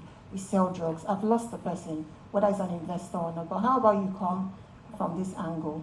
How about saying Lagosians spend at least 20% of their lives in traffic, and access to basic primary healthcare services requires multiple facility visits. And we have set up Pure Life Health and Pure Life Pharmacy to save patient time and to synergize access to primary healthcare services by providing online and offline options of integrated pharmacy and telehealth. Now, that is how to sell. You know, when the person leaves, it's like, oh, I really spend 20% of my life in traffic. I should check this brand. So really, what is your compelling story? What is your problem? What is your why? And push it out as much as you can. Lastly, the biggest founders in the world, the richest people in the world are still speaking to their customers. Elon Musk is on Twitter, making a fool of himself sometimes, doing whatever he has to do, but he's speaking to his customers. Jeff Bezos is speaking to his customers. The owner of Walmart are speaking to their customers. Do not stop speaking to your customers. Thank you. Thank you so much. Thank you so much, Mr. Bolaji, for that beautiful answer. Okay, so the next question that I have here with me is directed at Mr. Samuel. And Mr. Samuel, this question is actually from me to you personally. So I want to know, in the cause, we all of us here know that entrepreneurship, this journey called entrepreneurship, is not one without challenges. It's not one where you don't encounter problems, you don't encounter roadblocks and all of that. So I want to know, in the course of your journey, have you ever cried before? And if yes, what made you cry? And also, what wiped your tears? Thank you. Have I cried before? I think sadly I cried the same week I had my first child, and that was in October 2023. Right, so my wife had just given birth, and in the US, so I had to, had just given birth, and I had like a major business problem in Nigeria. So I had to rush back to Lagos at the time. That same, I think after about 2 days, I left and I came back here. And I wouldn't want to go into like all of the details, right? But I'll just give like a quick summary of it. I was almost faced with a major hostile takeover of my business, right? So I cried for about 2-3 days in my house. Frankly, like I really cried. I think on the third day I stood up. I stood up from my bed and I looked at the mirror. I just walked closely to the mirror and I was like, I looked at myself. I thought about how far I've come, the problems I've had to face and solve before that very day. And I said to myself that this is Sam, which again is why when you ask me what my name is, I won't say is it Samuel. I'll tell you Sam, because I feel there's strength in that name, Sam. And I said to myself that you can solve this, you faced bigger things. Though that very problem was the biggest though. So how did I solve it? I picked up my phone and I made 2 calls. The second call got me what I needed. And to be very honest, it's more money. Yeah. And I got it that same day. Yeah, thanks.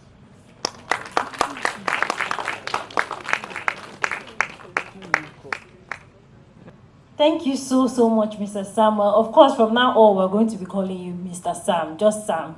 Okay? Thank you so much for that beautiful answer. So I have the next question here, and I feel like we're not going to waste too much of our time here anymore. We'll just go straight to it. So, Mrs. Toyin, I have a question for you. And my question is basically, when you were speaking, you talked about the economic instability, which is currently pertinent in Nigeria as we speak. The question is, now with so much economic instability, how do you advise that most business owners here manage to make sure themselves and their businesses stay afloat through most of these challenges which we are currently encountering in the country? Thank you.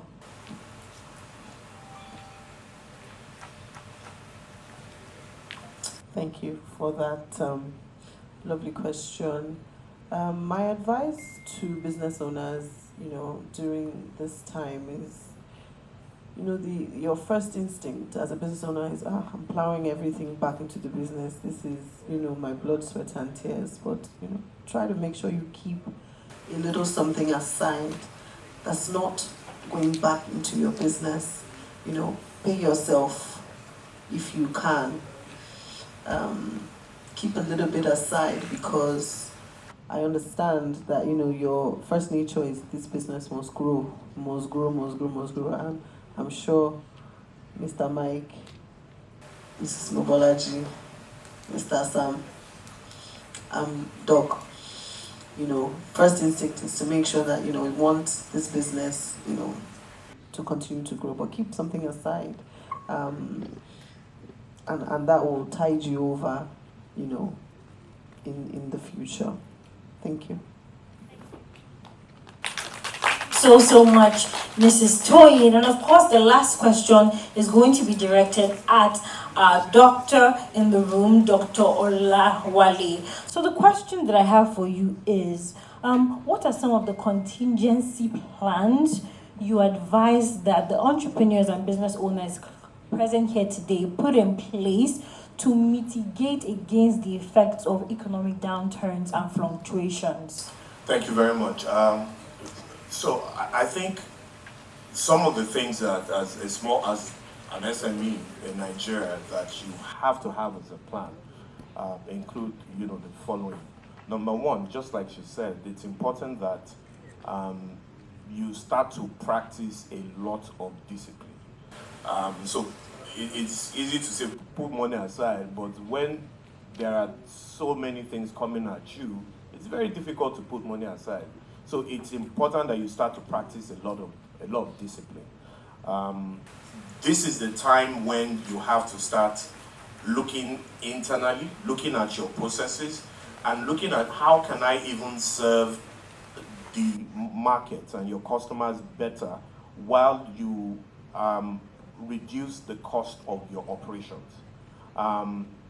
Many companies today are practicing the work from home.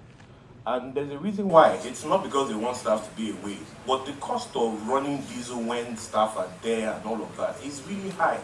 So now, many companies are saying, you know what, work 2-3 days from home. And when they look at their bottom line, they see how much they're able to save in being able to do that. It's important that you start to keep very close relationship with your funders. And there are many opportunities for funding, just like our speakers mentioned earlier, in Nigeria. There's the venture capital, there's the angel investors, there's equity right now. And for you to be able to tap into any of those kind of funding, it means that you have to have your own records properly kept. So it's time for you to start looking at your records. It's time for you to start documenting all of your expenses. It's your business, yes, you can take money, but if you take money, please record the money and make sure you put the money back. It's also important that as a business owner today, you start looking at other markets. Nigeria is not the only place that you can sell today, especially with the Africa Free Trade Agreement. There's opportunity for you to take your product or your services across even West Africa. Earlier this year, I took about 40 entrepreneurs to Cape Town, to South Africa, for the Global Entrepreneurship Congress that happened there. Out of the 40 entrepreneurs that went, not one of them came back with the products they came back with. And that was validation for many of them to know that, look, there are people in this part of the continent that want my product. And that gives them the opportunity to earn a different revenue stream. So it's important that you start to spread, your revenue streams, and you start to look, and you have to have a business model that is adaptable and easy for you to pivot. The pandemic taught a lot of business owners many things. Many of the business owners that I've been providing, support services for after the pandemic, a good number are doing different businesses now because they realize that they even had interest in many other things. And there's one important thing I wanted to touch on. When you talk about your why, which is also related to your passion. Passion is not enough when it comes to business. Your passion is an important ingredient in you becoming successful, but there's so many other things that you must have as a startup or a growing business. And one of them is for you to have a growth plan. What plan do you have for the growth of this business? Who are those people that can be part of it as you are starting now? So as an early stage business, it's important that you look at your business model canvas and you start to look at, all of the various stakeholders that would make your business grow. And you start to keep, very, very close to them. Thank you very much. Thank you so much, Dr. Olawale, and every other panelist who has spoken here today. Ladies and gentlemen, you've heard it all. The untold stories, never heard before stories about some of the reasons why businesses in Nigeria fail. Thank you so much for sharing with us. Please let us appreciate our amazing panelists who are up here on stage with us right now.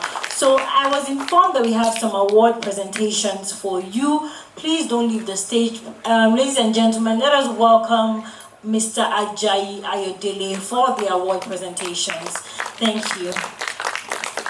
Thank you. Please let's have the floor. Once again, I want to thank you all for honoring our invitation. Please, can we give them a round of applause? I'm sure if supposed to pay them, we'll be paying them in millions, but they've graced us with their time, and then they've been generous in imparting us with what they have. Please, let's give them a round of applause. We are not done yet. We have another session. But let's just quickly present this plaque. This is our token, and this is our way of saying thank you for not turning down our invitation. Thank you so much. Please, I want to call on Toyin. Sorry, Mrs. Toyin. Actually, let's give her a round of applause. I call on my MD.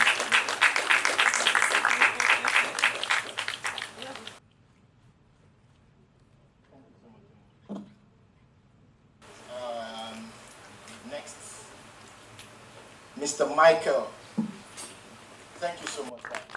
Thank you so much. Thank you so much.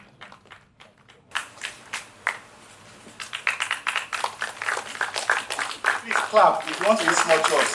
Clap. And to my amazing wife, Mobolaja.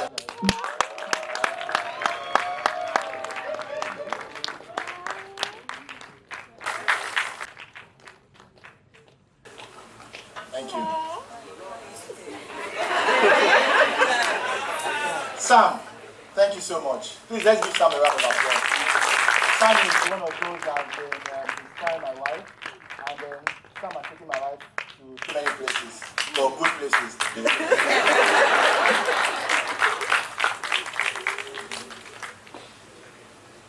And last but not the least, my Oga. Please, let's give it.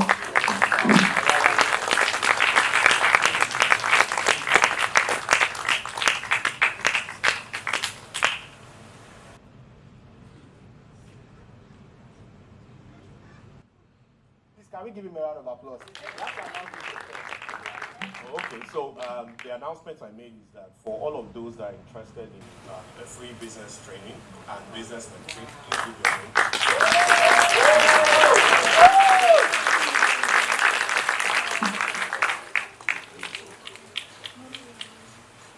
Thank you so much. I would like to have a picture with you because I don't know if I will have this opportunity again. Please, let's give them a round of applause.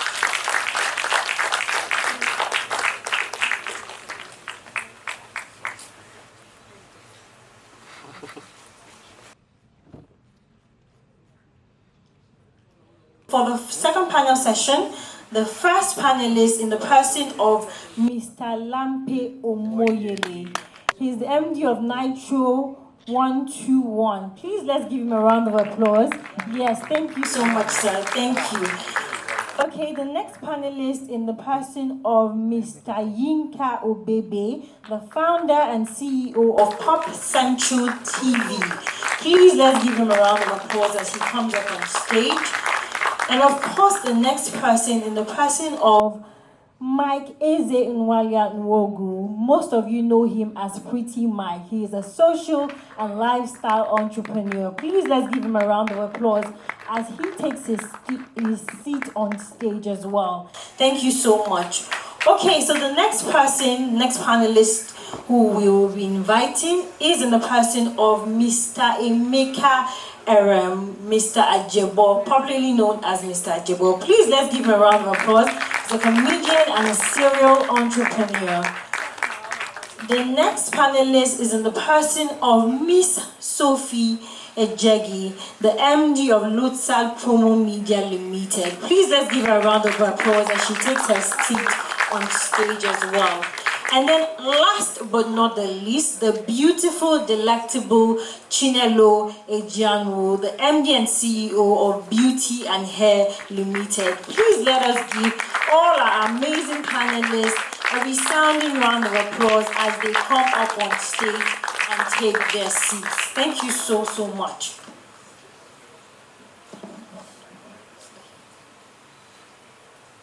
Thank you, everyone, and good day. Okay, so just as we did the first time, we're basically going to be passing the mic across to everyone here on stage, and you have about 5 minutes to basically just share your story with us, some of the things that you feel like you need us to know today that will inspire our audience, impact our audience, about yourself, about your business, about the journey so far, basically. So you have just 5 minutes. I'll start with the person by my right. Hello, everyone. My name is Ajebo. I'm a stand-up comedian. Thank you. Sometime I decided that one day I'll crack joke animations. And at this time, this is about 2009, 2010. I just decided I wanted to do something different, to stand out, to tell the African story. And I was still on campus then, you know. And I started to create animations back then, and the dream has grown. I faced a lot of challenges. I think I did animations for about 8 years straight without making one naira. You know, yeah, I would go and do my stand-up jobs. I'll come back. I partnered with an animator. I'll come back and I'll pay him to make my. That's how we made the first set of skits, all the Aboki content, Naira, all you know, all that. By the grace of God, I stayed consistent. You know, in this our line of work, you know, consistency is key.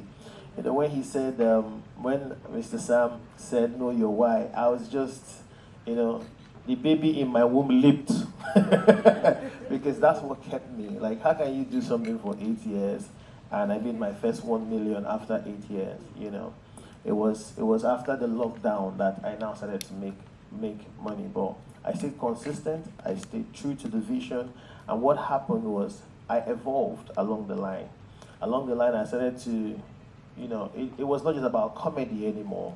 It was now about how can I tell the African story using animation and make money from it, because, you know, and right now we're not doing just not just comedy right now. We're creating content for brands, we're creating adverts for brands, and we've also set up we just launched a new channel. It's called Jenny and Kenny. What we're doing is we've taken kiddies educational and entertainment to another level. We've infused Afro-fusion into it. So basically we have given you the African version of Coco Melon. Does that make sense to you? Yeah. You know, for the African market. So right now we're doing a lot more stuff. We're bringing in our mascots. We're creating animations that African kids can resonate, that resonates with the African kids. Black characters, we want to see cartoons where the characters are wearing Ankara and they are speaking Pidgin English, you know. Are we familiar with Tegwall or Champion of Warri? You know, when you watch every episode, it tells you your African story, how we grew up, about the African mom. And now we're expanding it across not just comedy, but we're now going proper into the kids market, very untapped market. Thank you. That's my story. Thank you so much, Mr. Jabal, for that amazing insight, sharing some insights into your life story and your work so far. And thank you, of course, for infusing the Nigerian heritage, the cultural heritage into some of the things that you're doing. Ladies and gentlemen, you've heard it all. Mr. Jabal has just reiterated the importance of your why, of knowing your why, of chasing your why, of keeping to your why no matter the odds. Thank you once again. Okay, good afternoon, everyone. Okay, my name is Sophia Jegi, and I am the Managing Director and Chief Executive Officer of Losa Promo Media. And I will start by talking about our company and what we do. I'm not an entrepreneur, obviously, and I am a leader, right? And my leadership story, I would say, started off from coming into Nigeria, or moving back from London into Nigeria, and literally trying to plug in the skills, the knowledge I have learned from studying and growing up in London. I came in with the idea of I want to pour into an organization that was going somewhere. And from there, working with that organization and then going into the company that I currently am in the last 7 years, there was that desire to see things work. There was that desire to plug into a company vision or a business vision. For me, I can't join something where I don't know where it's going. I'm very curious like that. So I want to see, okay, what's the vision? What's the goal? What can I do or what can I plug into? And how can I grow in the midst of all of this? So my organization, Losa Promo Media, is an out-of-home advertising company. And what we do is billboard advertising, and we're also branching out into the digital space because obviously with where we are globally, there's the need to integrate digital solutions into what you do.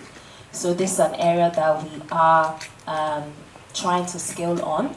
We had tapped into that area some years ago, but the opportunity has resurfaced, and the need rather has resurfaced for us to go back into it and expand on that that innovative technological space.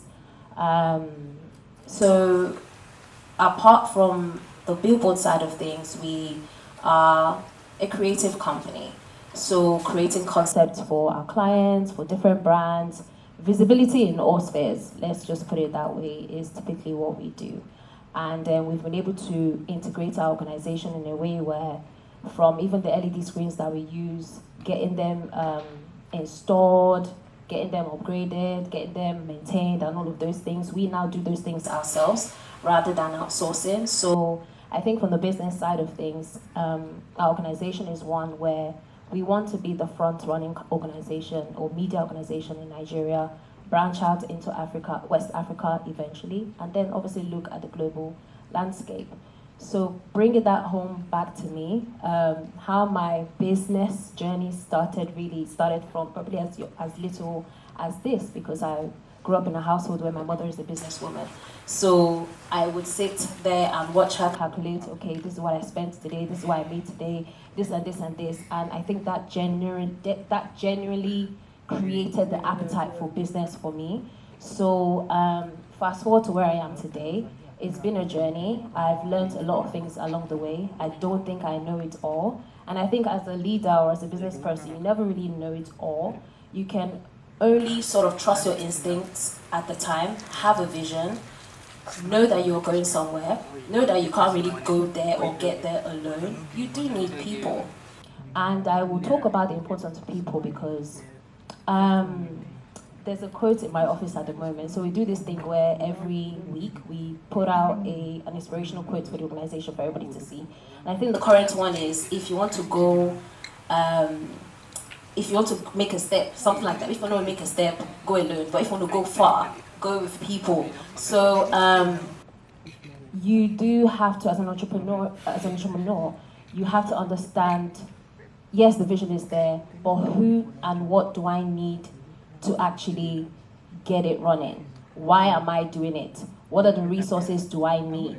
What do I need to do to distinguish myself from everybody else? What's that unique value that I am adding or bringing to the table? Who is that particular customer that I'm targeting with what I'm doing? And it's okay for your service and your product to not be for everybody. I think we mentioned that in the last session. You have to understand that you have to put a certain premium over what you do and how you deliver it.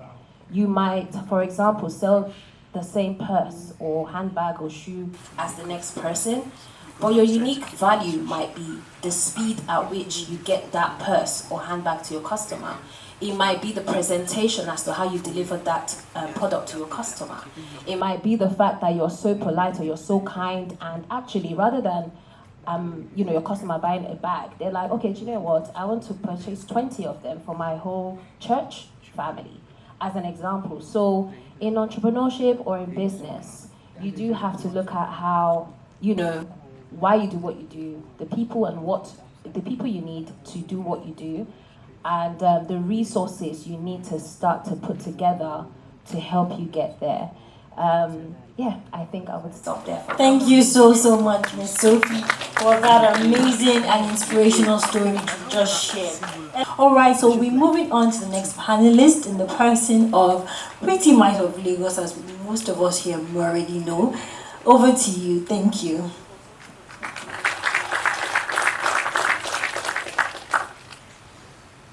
Hello. For some of you that don't know me, my name is Mike Nwali. I go by Pretty Mike of Lagos. This topic, this subject, this forum, this clinic, it's a unique one that I take great pride and joy to speak on. But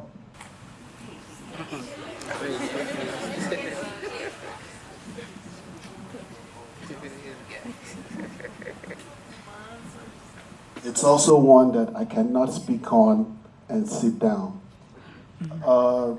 I'm from a family of business owners. My mom is into business. My dad, huge into business. We're 6 in the family, 2 boys, 5 girls. I'm the first. 5 of my sisters are all medical doctors. But even at that, they don't work. They all have their own clinic, and they all run their own businesses. Same thing with my brother, he's also a medical doctor. Of course, you guys are probably asking, why am I not a doctor? I went to medical school, but dropped out and decided to finish my school as an engineer. Came back to Nigeria, and of course, I grew up in the US, Texas, Houston, Texas. Did middle school, high school, and college, then came back. I'm not one of those people that will sit here and tell you how I struggled in life. I never ever struggled in life. We grew up with a silver spoon. I see a lot of people having to try to motivate you by telling you how they grew up from rags to riches. No, that's not my story. But what I'm here to tell you is some of the things that you heard up here today, don't believe it. Don't put it into use, into your own life. Find out what you need. Find out what works for you. Somebody says, be consistent in what you're doing. My brother, my sister, if you're doing rubbish, consistency will not work for you. You need to turn around. You need to re-strategize. You need to sit back, think, and figure it out. And I'm also a big fan of when we say, it's not your mom, it's not your village people, it's not, in this environment, hello, am I speaking? In this environment, it can be your village people.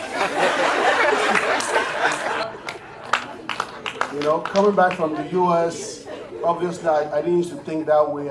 I came back thinking, oh no, it can't be that. But if you sit down and study properly, you find out that in your everyday life, if it's not physical, if it's not emotional, it can be spiritual.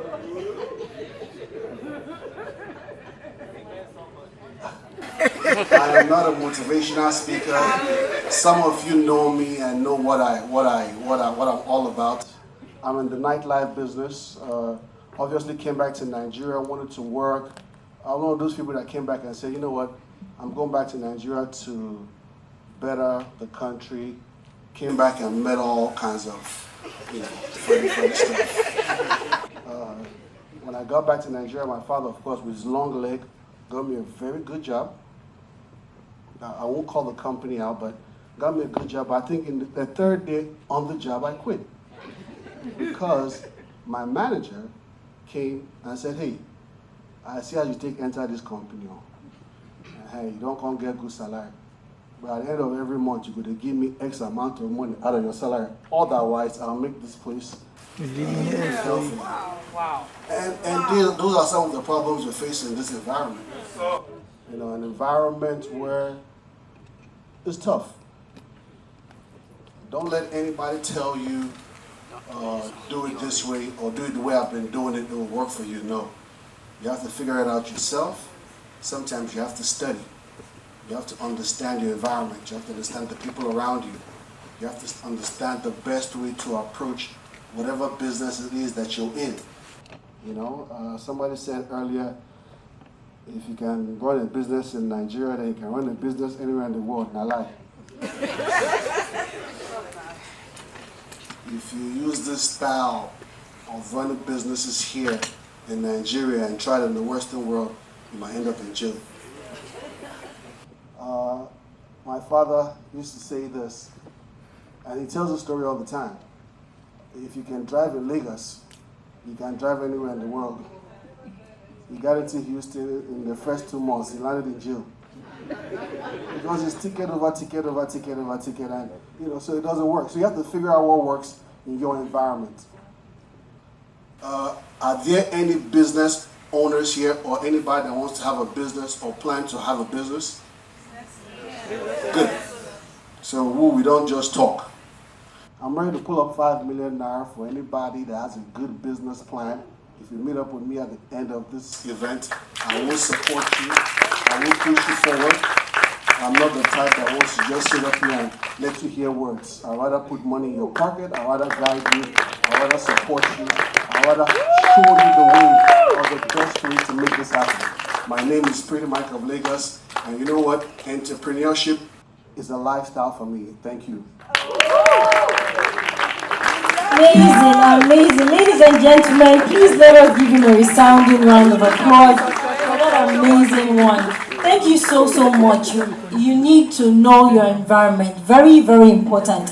And of course, thank you as well for making us understand that apart from the business clinic, you may actually still need the spiritual clinic as well. So make sure you go to church after this as well to back up everything that you're doing here. Thank you once again for that. And of course, I'm sure after the session, there will be a few people who will reach out to you with regards to your offer. Thank you so much on behalf of all the entrepreneurs here. We're really grateful for that. All right, so we're moving on right away to the next panelist. Please, you have 5 minutes to just share your story as everyone else has done. And of course, we'll move on to the next person after that. Thank you.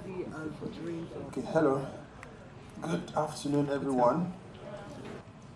I'll try to keep it as short as possible, and hopefully we'll get questions to, trigger some other things to say.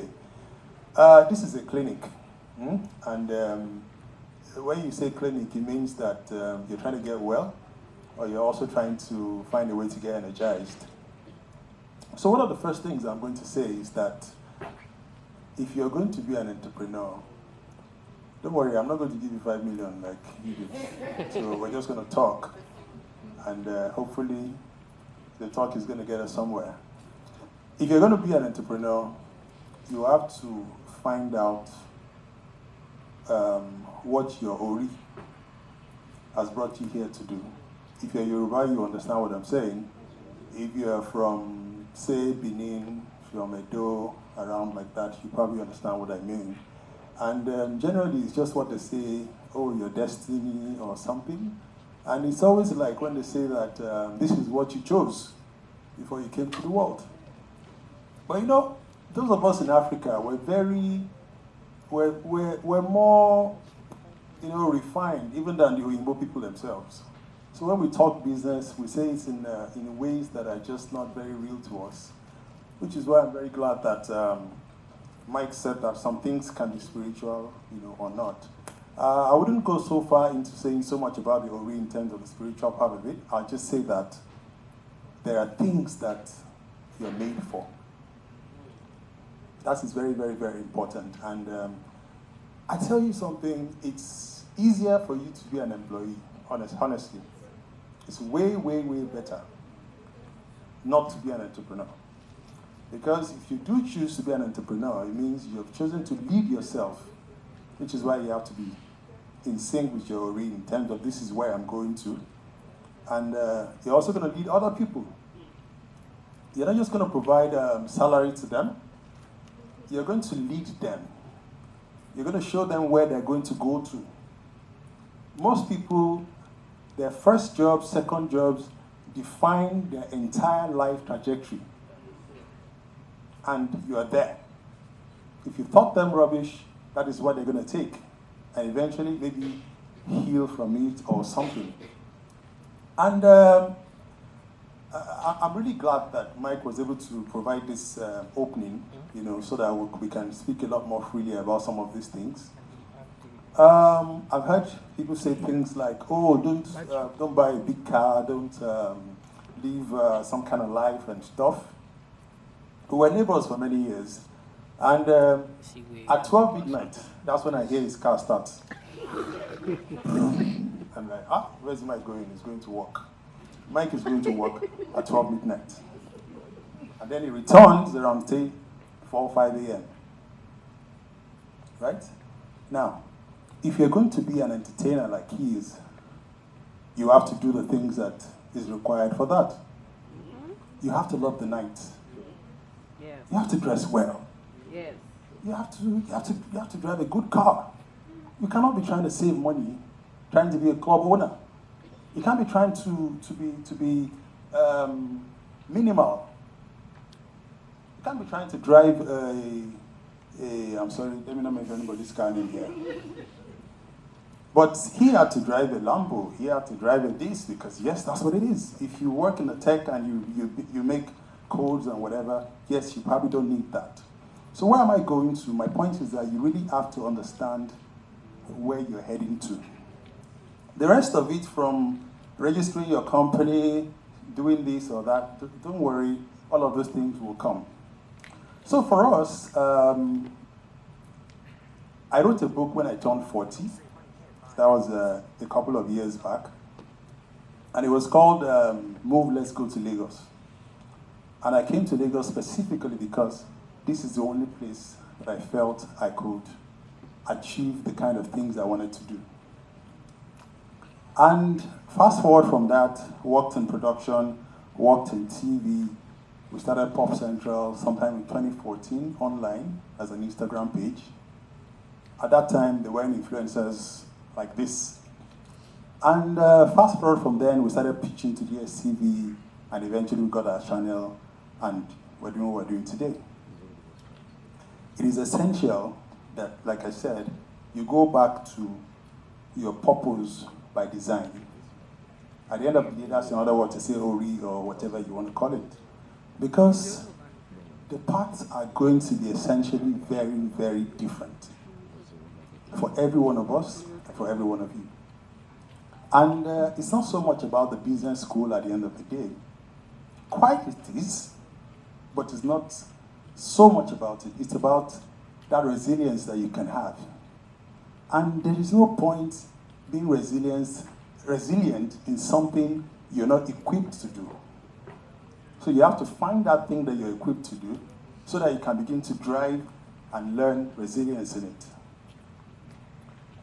You must be a student of your business, complete student of your business. And that's what a lot of people do not understand. And if you're not committed to that path, it's impossible for you. There's so many things that will also happen to you. For instance, meeting people. How did we get a channel on DSTV? When we launched on DSTV, people asked me, how did you do it? Who do you know? And stuff like that. Yes, I made a call to someone.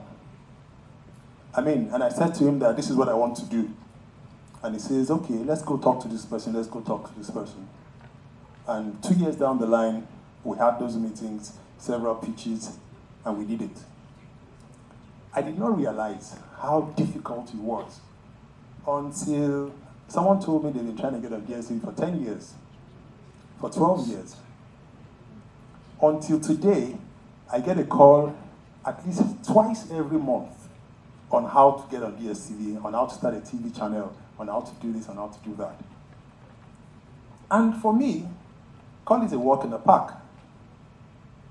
I mean, I also do not have that story of it was so difficult, it was so this. I mean, I came from quite a middle class, you know, so it wasn't exactly, I chose to come to Lagos because I wanted to.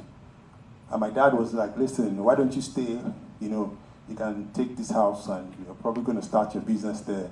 But I knew I wanted to wrestle with the lions. I didn't want to wrestle with the, you know, I wanted to go to where the champions are.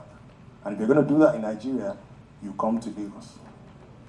So someone said something to me a few years ago as well, said that first thing you need is talent.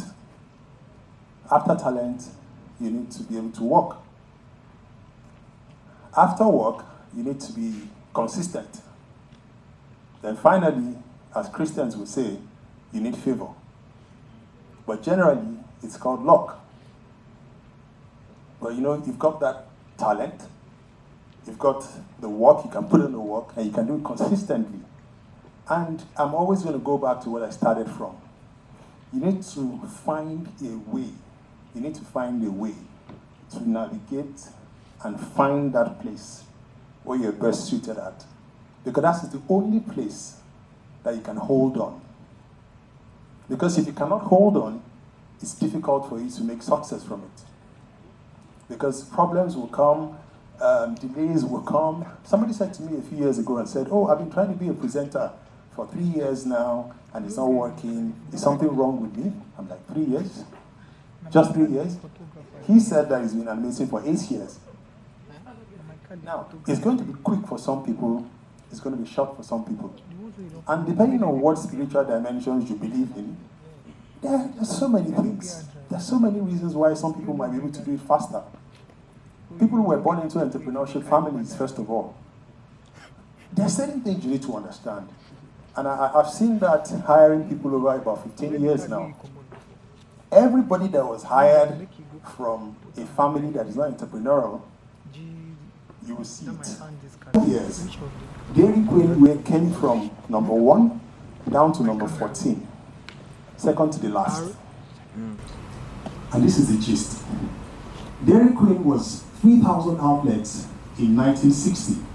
By 2024, oh, you thought Dairy Queen lost out, right? And it came down to number 14 out of 15. No, Dairy Queen still increased their number of outlets to 7,600 plus. But it came down from the ladder to number 14. But guess what happened? Some other people replaced Dairy Queen by going on number 1 to 4. McDonald's, Subway, Starbucks, and those guys went as far as 40,000 outlets. First 40,000 outlets, 14 times the size of Dairy Queen in 1960. The next 6 went as far as 15,000 outlets, more than times 5, 18,000. Trust me, there's almost no idea you can come up with in this room that shouldn't be viable. With 200 million people like they say. But how many people can buy from you? That's some of the real questions. There's so many problems in Africa, so many problems in Nigeria that needs to be solved, first of all. But the economic environment itself, how does it lend itself to make you a success?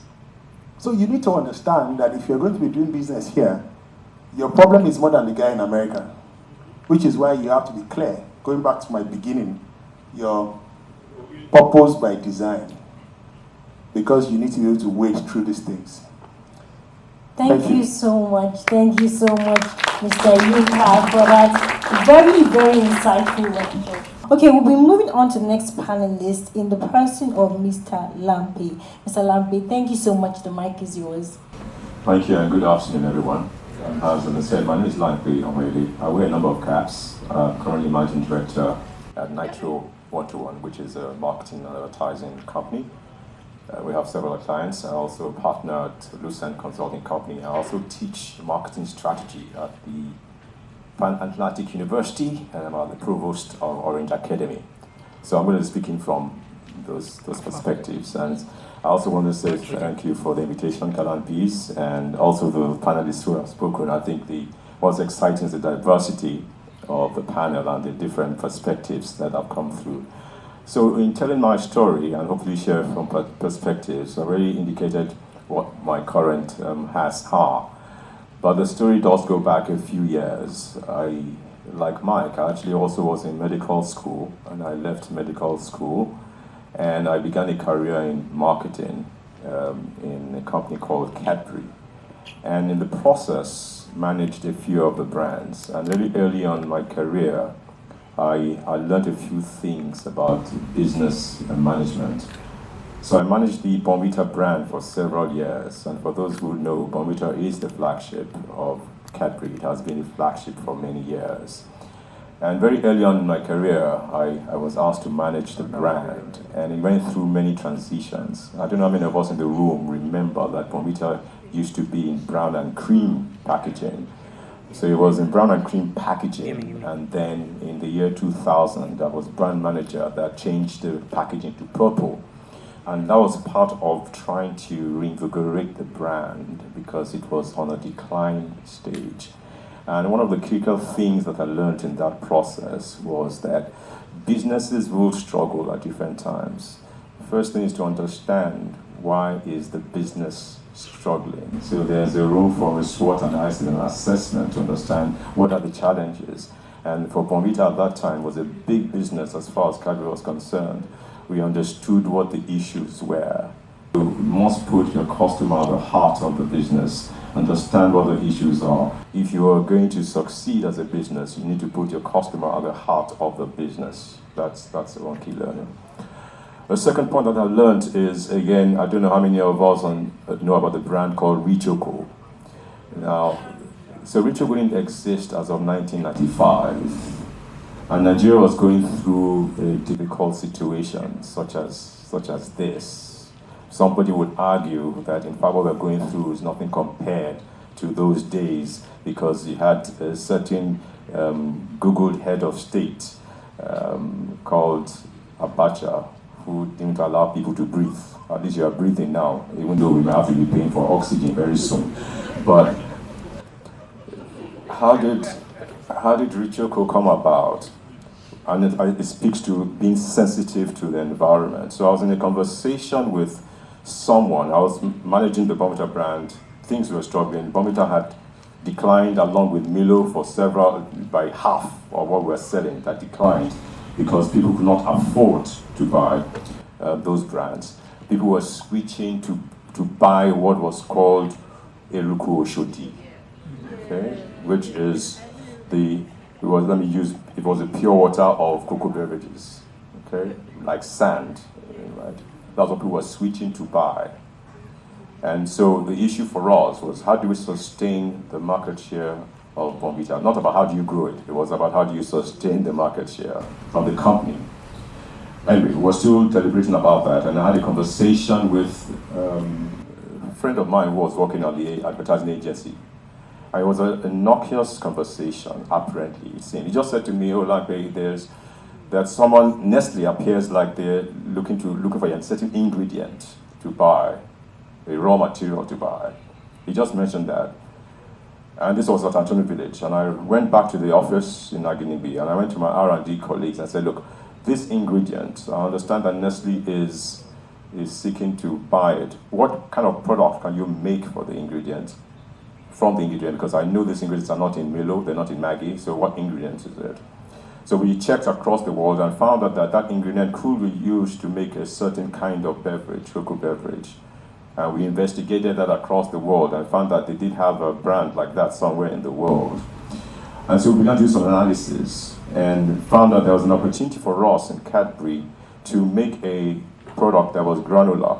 Now, in those days, a granular product, cocoa beverage, was seen as superior to powdered, but it was expensive to make. So the principle for us was, I said to the business that, is it possible to make a granular product that was not very expensive, cheaper than Bamucha Milo, but better quality than the likes of the Ikoyi and other brands? And so that was the challenge we threw to the business. And in 6 weeks, we developed a brand called Richoco, which became number 3 brand within 1 year. So what's the learning from me for business owners? If you're going to succeed, have ears on the ground, know what may be happening in the marketplace, look for what market opportunities there are, and speed to markets. Do it quickly, because Nestle also had a plan like that, but we got into the market before them. So while you're thinking of a fantastic idea, don't assume everybody else is not thinking about it. So agility to market is really important. The third story that I will tell as I begin to wrap this up is, as part of the process of getting asked to manage the Wonta brand, before then I was managing the chocolate brands. Cadbury had tried to get Nigerians to eat chocolate, just as Cadbury had tried to get Nigerians. If I asked us, who do we think were the first company to launch poundo yam in the country, you'll probably tell me Ola Ola. But that's not correct. Cadbury was the first in 1989 that launched a brand called Poundo Yam, but the market was not ready for it at the time. Apparently, Nigerians still wanted to taste sweat in their Poundo Yam. Just as Cadbury had tried to get Nigerians. But in that process, chocolates was also struggling in Nigeria. So I was managing chocolates, and at some point we had to kill the brands. And when I was making a case for the chocolates to stay, I made a statement, and I always repeat this because for me it was one of the profound things about business and managing business. So I said to the marketing director at the time, an Indian lady, that, look, I believe that there is a gap in the market. And is that what we always say? There's a gap in the market. But she then asked me, I said, Lampe, yes, there might be a gap in the market, but is there a market in the gap? And so it's always important, and I think it speaks to what Inka was saying earlier on, what are the real opportunities in the market? And is there time to believe that there are growth to be made in the market? And therefore, that is something that we need to understand. I'll leave us with 3 points in terms of, therefore, what do we need to do as business owners in the market in the gap? I say ABC, all right? I teach, so I like framework. And so, it's also important to this young business market is for business owners in the room for authenticity. On the short term, you might suffer better, but on the long run, it does pay. B to do business. D for me is debate. I like to speak about C is about credibility. If you're going to succeed on the long run, if your business is sustainable on the long run, then you must build your credibility.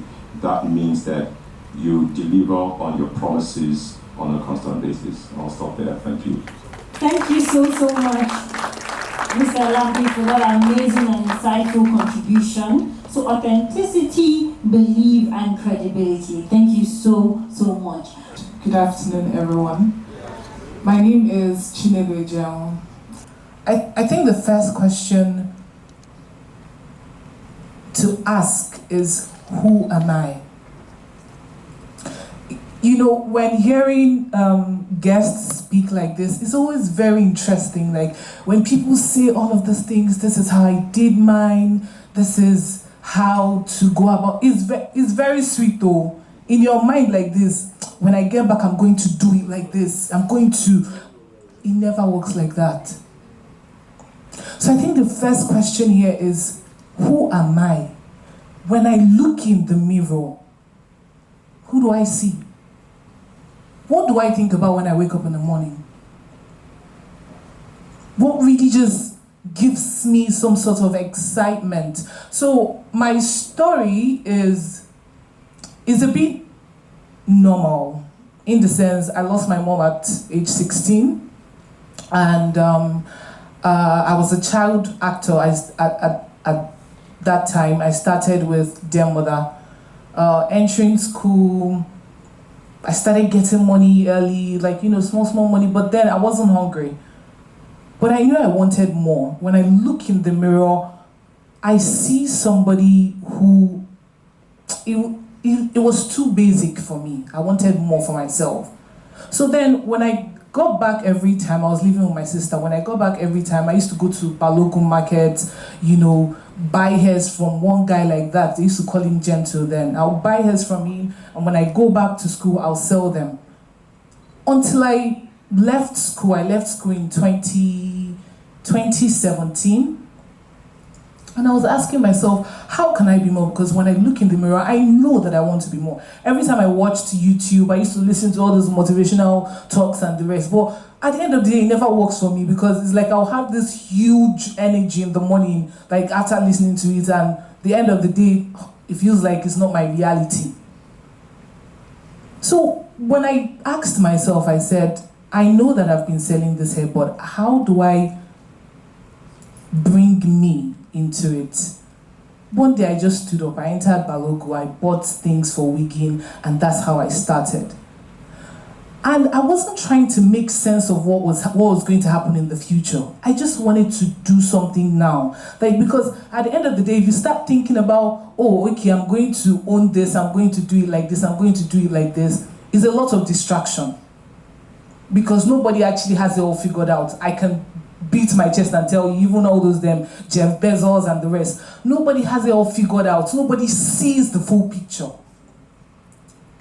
So I would say my story was basically seeing the now and acting on the now. I'm like literally a doer. Like if I see this, when I hear some things that inspire me, to me it's just like a push.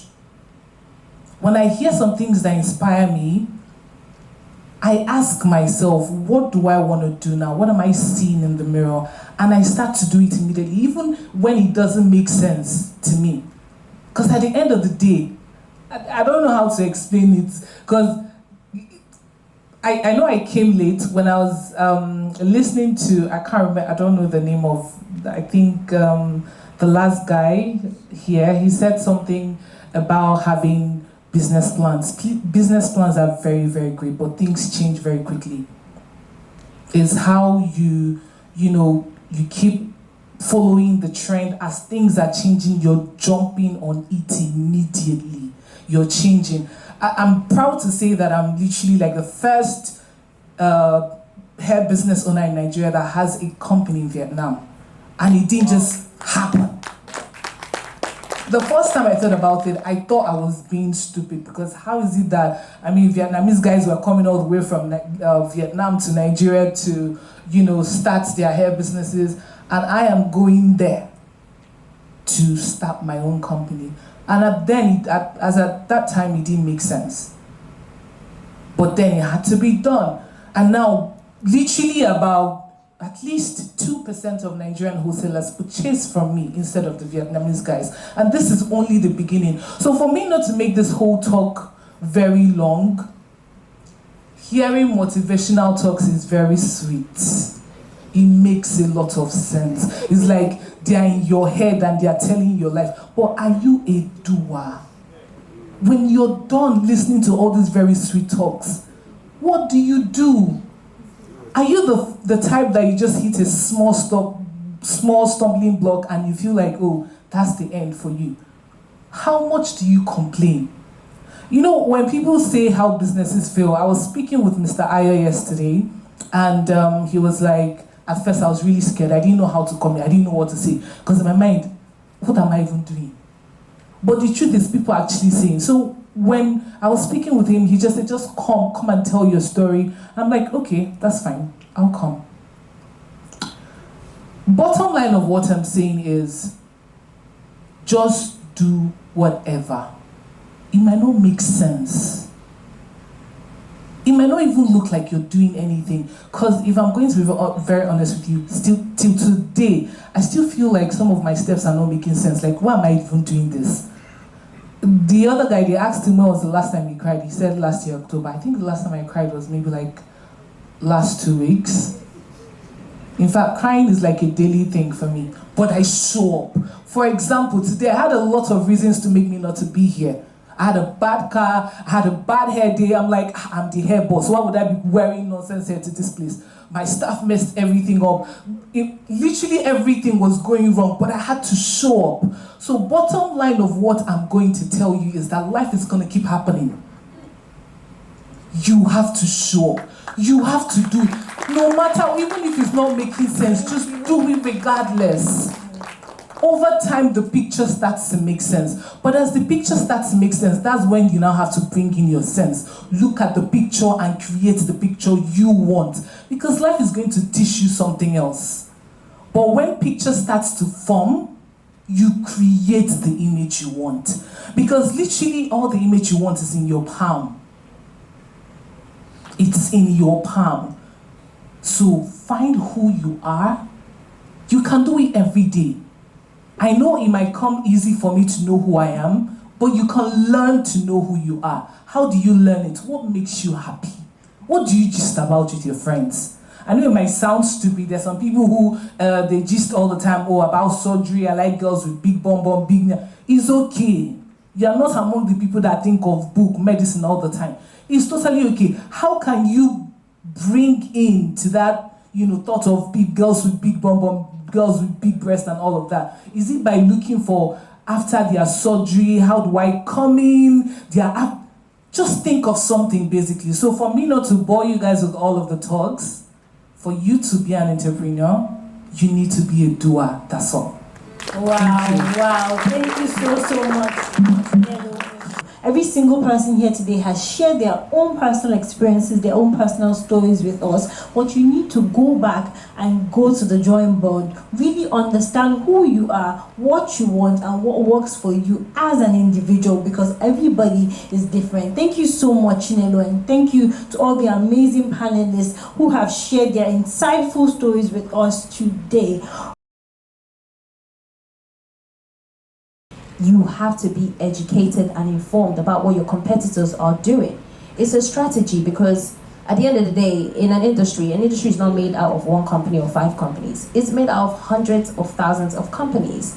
It is how you continue to leverage on the resources you have, and the tools you have, and the people you have, and the vision you have, leveraging on all those things and staying relevant with what everyone else is doing, or where the era, or let's just say, what is happening globally, especially if you see yourself as a global organization. And again, being global is not for everybody. Being a brand is not, it doesn't necessarily mean that your brand is global. You have to define what your brand is and where that brand is going, and then define the things that you're going to map around it to get you into creating that value that you need to create. Thank you so much, Ms. Sophie. Please let's give her a round of applause for that. Okay, so the next question that I have here, I think we'll be addressing to Pretty Mike. Okay, and the question is, so basically, most sectors currently are saturated. We want to know, or this person wants to know, how do you advise or recommend that a person creates a niche, or is able to create a niche for themselves in a particular market, in a particular industry? What do you think about that? Thank you. First of all, some of these things I'm about to say is my own opinion or my own experience. There's really no market that is saturated. So that should be the first thing you should get out of your mind. What you need to understand is how do you develop it, how do you rebrand it, target audience, the niche, what department or in what direction do you want to go. So first of all, it's important, the mindset. I tell people in whatever business you're doing, it's important to first have your own mindset ready as the leader. And you know what? Let me add this. Not all of us were born to be entrepreneurs. I'm not going to lie. Some of you are born to be workers. Some of you, and there's nothing wrong with it. I've had a lot of successful men and women in the workforce that have done it for years and years and years. Some of you were born to be number 2s. The question is, have you found out what you were born or what you were brought into this life to be?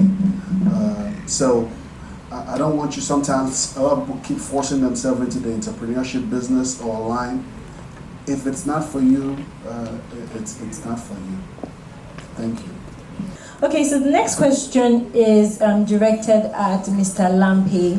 Mr. Lampe, the question reads, what advice do you have for individuals or businesses looking to differentiate themselves in a crowded market? Obviously, first of all, you have to understand what everybody else is doing. That's the first thing. And then you begin to try and understand what might the customer or the marketplace be looking for, what are the new things that are ahead. And I want you to juxtapose both what the current competitors are doing, what the market currently uses, and what potential ideas may be out there. Then you begin to situate what potentially you can offer. Okay, so you try and identify first, as I said earlier on, first of all, identify what the gap is. What might the market want that is not currently existing? And you can get ideas from across the world. It doesn't allow you in the context of Nigeria. You could be seeing what similar things are being done elsewhere and see if you can localize it in the context of Nigeria. And when we talk about differentiation, you can look at, let me talk about the marketing mix. It doesn't mean that the product itself has to be different. It could be the packaging that is different. It could be how you tell your story that is different. It might be even how you distribute. If, for example, the entire market is distributing supermarkets, you could decide that e-commerce is the route to go to differentiate. So you can look at every element of the marketing mix, the classic marketing mix of the product or service, even your pricing, your distribution, and the stories that you're telling through your promotions could be different means of differentiation. But the key thing is look at what's the market doing today and begin to look at what you could do that the market is not doing that will meet the needs, expectations, or desires of the target customer. Strategy can also be learning from people or learning closely from a person who has walked the path that you are trying to walk in. Servitude can actually break whatever you're trying to break or whatever you're trying to get into. Serving gives you the opportunity to kind of do a test run and play around with concepts. You get to see who's leading you is doing.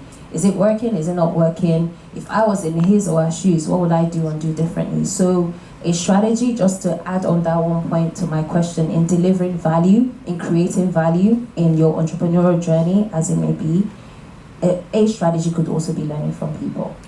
I give my personal example of what I'm doing. I used to tweet a lot way back in 2009, 2010, 08. Then I stopped because I just saw people were just angry there for no reason. So later I went back to Twitter and I started talking. And what I really want to say on Twitter, and God knows, is just about content. I want to talk about music. I want to talk about business. But when I talk about those things, people don't even bother about my tweets. But the moment I say, as Ashiwaju said, but the moment I say, Nigeria is going to go forward, you must believe in it. The moment I say, oh, we must look at marketing and selling Nigeria very well because therein lies our future. In some cases, I just got 2,000 followers, but sometimes there was a day I had 1.4 million impressions just because I got into a conversation. But the point is, I've been thinking about it. Does it make sense? Do I keep doing that? Because that's not who I want to be known for. But the point is that energy follows where the attention is. So if you're asking that what do you do with social media, you have to speak. You have to speak. There's no other way. You have to create content. You have to be talking about your business as much as, and you have a lot of amazing examples. Let's take an example of someone like a Don Jazzy, for instance. The Don Jazzy learned that way before a lot of people learned it. When he was giving people 100 naira recharge card, 200 naira recharge card, built a massive Instagram, built a massive Twitter. So if you're doing business, you have to be out there. Depending on the business you're also doing, that's something else as well. You need to understand, if your business is within the space where it needs attention, then you definitely have to go there. So I'd say that go out there, make your opinion known, talk about your business, join conversations. Sometimes you might almost get into trouble with some funny people, but then hopefully you'll be able to avoid them and you'll be fine. Next question that I have is directed to you, Mr. Ajebo. Okay, so I want to know, or we want to know, how important, I mean, you spoke about how you were at what you were doing for 8 years before it started yielding any results for you. So I want to know, how important is consistency? How important is it in whatever you're doing, whatever you find yourself doing? How important is staying consistent in it? Thank you. Okay, thank you. So let me first of all add to me saying I was doing it for 8 years. You know, a lot of us have business ideas, we have stuff we want to do, but you never really start. You know, you're waiting for the perfect time to start, or you're waiting for the money to complete. There's no perfect time to start. So when I say 8 years, I was doing other stuff. I mean, stand-up comedian, of course I was doing, but I just had this dream that I would do stuff with animations more. So it was just off and on. I wasn't consistent, you know, I'll just do, and then I'll go do stuff, you know. I was working on the radio, by the way, Niger FM, and one day, I was no longer productive. Like, my heart was at the animation, right? And I was on the radio, and I could just turn on the radio, do my open air check, and till 4 p.m. It's 11 to 4 p.m. I won't have any other thing to say. I was just, you know, either I'm processing the next script and all that, and I just went to the MD and said thank you for everything. I resigned and I started. You know, so sometimes you just have to take that bold step to, if entrepreneurship is for you, you know, before, because when I started, right, I mean, the first year of the journey, the money I made the first year, the 5 years put together I worked on the radio, the money was more than it, right? Yes, but of course there were other years that I stayed without making any money. That's what entrepreneurship is all about, right? I mean, sometimes you must be ready, right? So now to consistency. When I explain consistency, I always say this. If you start a movement and you start telling people that white is red, you keep telling them white is red. You wake up in the morning, create content and tell them, give them good reasons why white is red. You do it long enough, you will have followers that will start arguing with other people that white is red. That's the power of consistency. Anything you consistently do, you continue to do, you will build a following, even if you are selling shit. Just consistently tell people the importance of shit. If you rub it at the back of your hand, the kiosk can just continue, just be telling people. After a while, you will have retailers that sell shit. You will have wholesalers that, it's just how it works, right? Anybody that is in the media space will understand it, you know, if you know much about subliminal messaging, right? Even things that just start to appeal to your subconscious. That's why when you listen to a song, even if you don't like the song, sometimes you and even if you are against Indaboski Bause, do you realize that guy trended so long that sometimes even if you are praying or you don't even know you are speaking in tongues and you say in the boss, no, God forbid, that one no follow. And that's just the power of consistency, right? The more you see, the more it becomes your reality. So apply it to your business and just stay consistent. Keep putting it in their faces. Trust me, your market will sell. Wow, thank you so much, Mr. Jabon, for that. The power of consistency, the more you see it, the more you say it, the more it becomes a reality. Thank you so much. So our final question for today goes to Chinelo. And Chinelo, your question reads, the person says, hello Chinelo, you're so pretty. How did you transition from or merge acting with owning a business? And please, how did you use your acting career to your business advantage? Yes. To be very honest, I don't think I used my acting to anything for my business. At first, when I took a break from acting, I used to post my business on my personal page, but it never really did anything for me. I think it was more of my own strategy for my business specifically for my business. I wanted a brand separate from Chinelo because this is a whole brand. I wanted to build a whole brand that is not solely, attached to Chinelo. I mean, I could have started by saying my hair business is Chinelo Jaon Hair. I mean, that could give me a little edge, but it was just my business. And I think that's why it took long for me to build it the way I've built it. But I think it's also the reason why it's strong.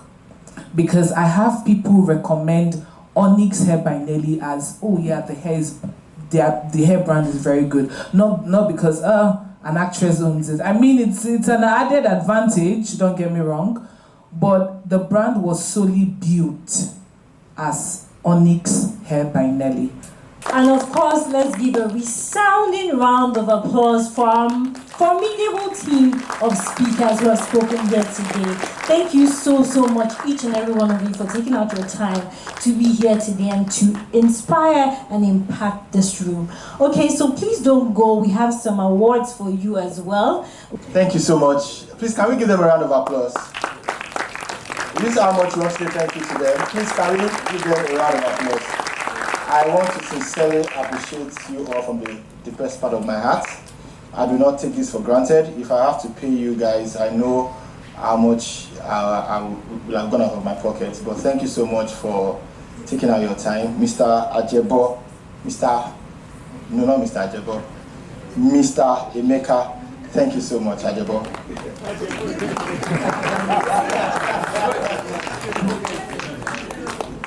He's the real champion of Worry. Thank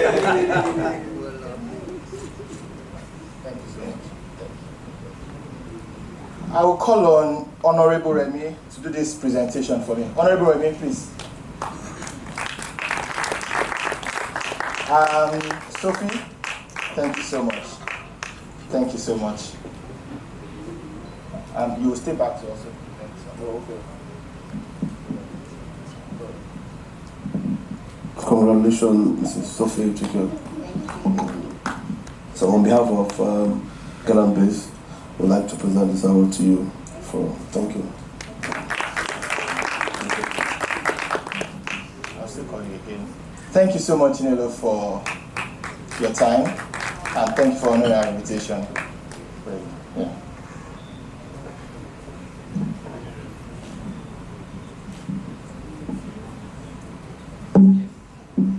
Congratulations. On behalf of Gallant Base, I'd like to present this award to you.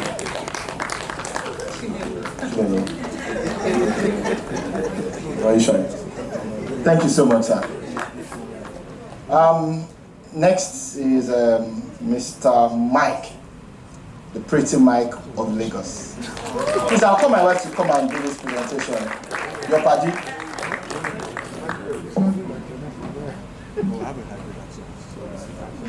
I mean, I got a lot of comments. People were calling me, why is Pretty Mike? Is he a business person? I said, come and listen to him.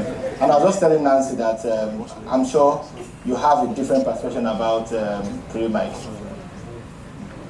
Yeah, I was going to ask you a question to give us the business model around your wedding entrances. And we can discuss that later. Thank you very much, Mike, for your constant support.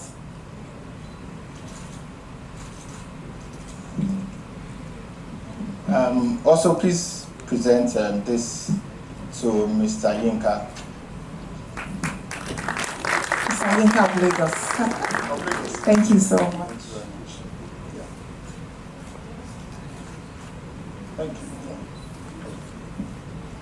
Thank you so much. I will do this to I have so many mentors. Mr. Lanko is one of them. He was my teacher in Orange Academy. I'm happy doing this because he has constantly inspired me. Thank you so much, sir.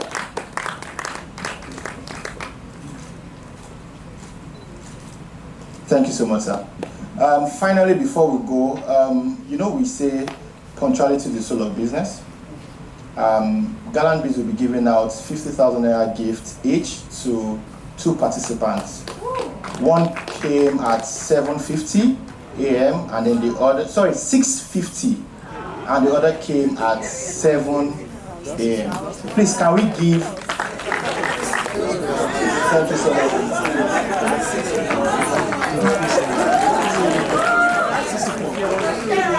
Please, can we give them a round of applause? We also have a grant, but I will not be announcing it. We wanted to do a raffle, but someone said we should do proper pitch and selection process. One of my mentor, which is the keynote speaker, unfortunately, he had to travel to Abuja yesterday, Mr. Alex Oko and his company. They are putting something together, so we'll not announce so that we can do proper selection process. And the other one also, pretty much has already said it, that is going to give out 5 million naira. What we are trying to do is not just, we are talk and do, right? Like someone said, we don't just want to tell you your problem. We want to see how we can help you, because it is a clinic. And this is not the end. By the grace of God, this is just the beginning. Let me just quickly do the vote of thanks so that we can. I want to thank God Almighty for today. This is a dream come true for me. I'm passionate about building people.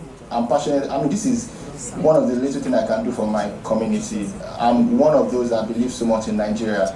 All my siblings are abroad. I'm the only one in Nigeria. My mom said she's not in Nigeria. I am the only one in Nigeria because I believe so much in Nigeria. And whenever I travel to meet them, they tell me how you stay back now. They even give me opportunities, right? But because I know there's a lot we can enhance, there's a lot we can get in this country. Pretty Mike said something like that. So this is just a little way to give back to the community and build people, because a man is not, your worth is not the amount of money you have in your pocket, but the kind of value you've impacted and the impact you've given out. So this is a dream come true for me, and I also want to thank my team, because without my team, we won't be able to do this. Toba, Ekundayo, Ikem, Junior, Desola, Osage, Adedayo. These guys have worked around the clock, and I want to appreciate you. And also want to thank our sponsors. These are, they are my friends, but then again, they believed in what we're doing. And we spoke with some of them, and then they came through. Sophie, thank you so much. Losad Media. I'm sure some of you saw our advert on Billboard. We got it for free. Please, thank you so much, Sophie. Tony had to take a leave. That's Page Asset Management. We thank Page Asset Management. We have Pure Life Pharmacy.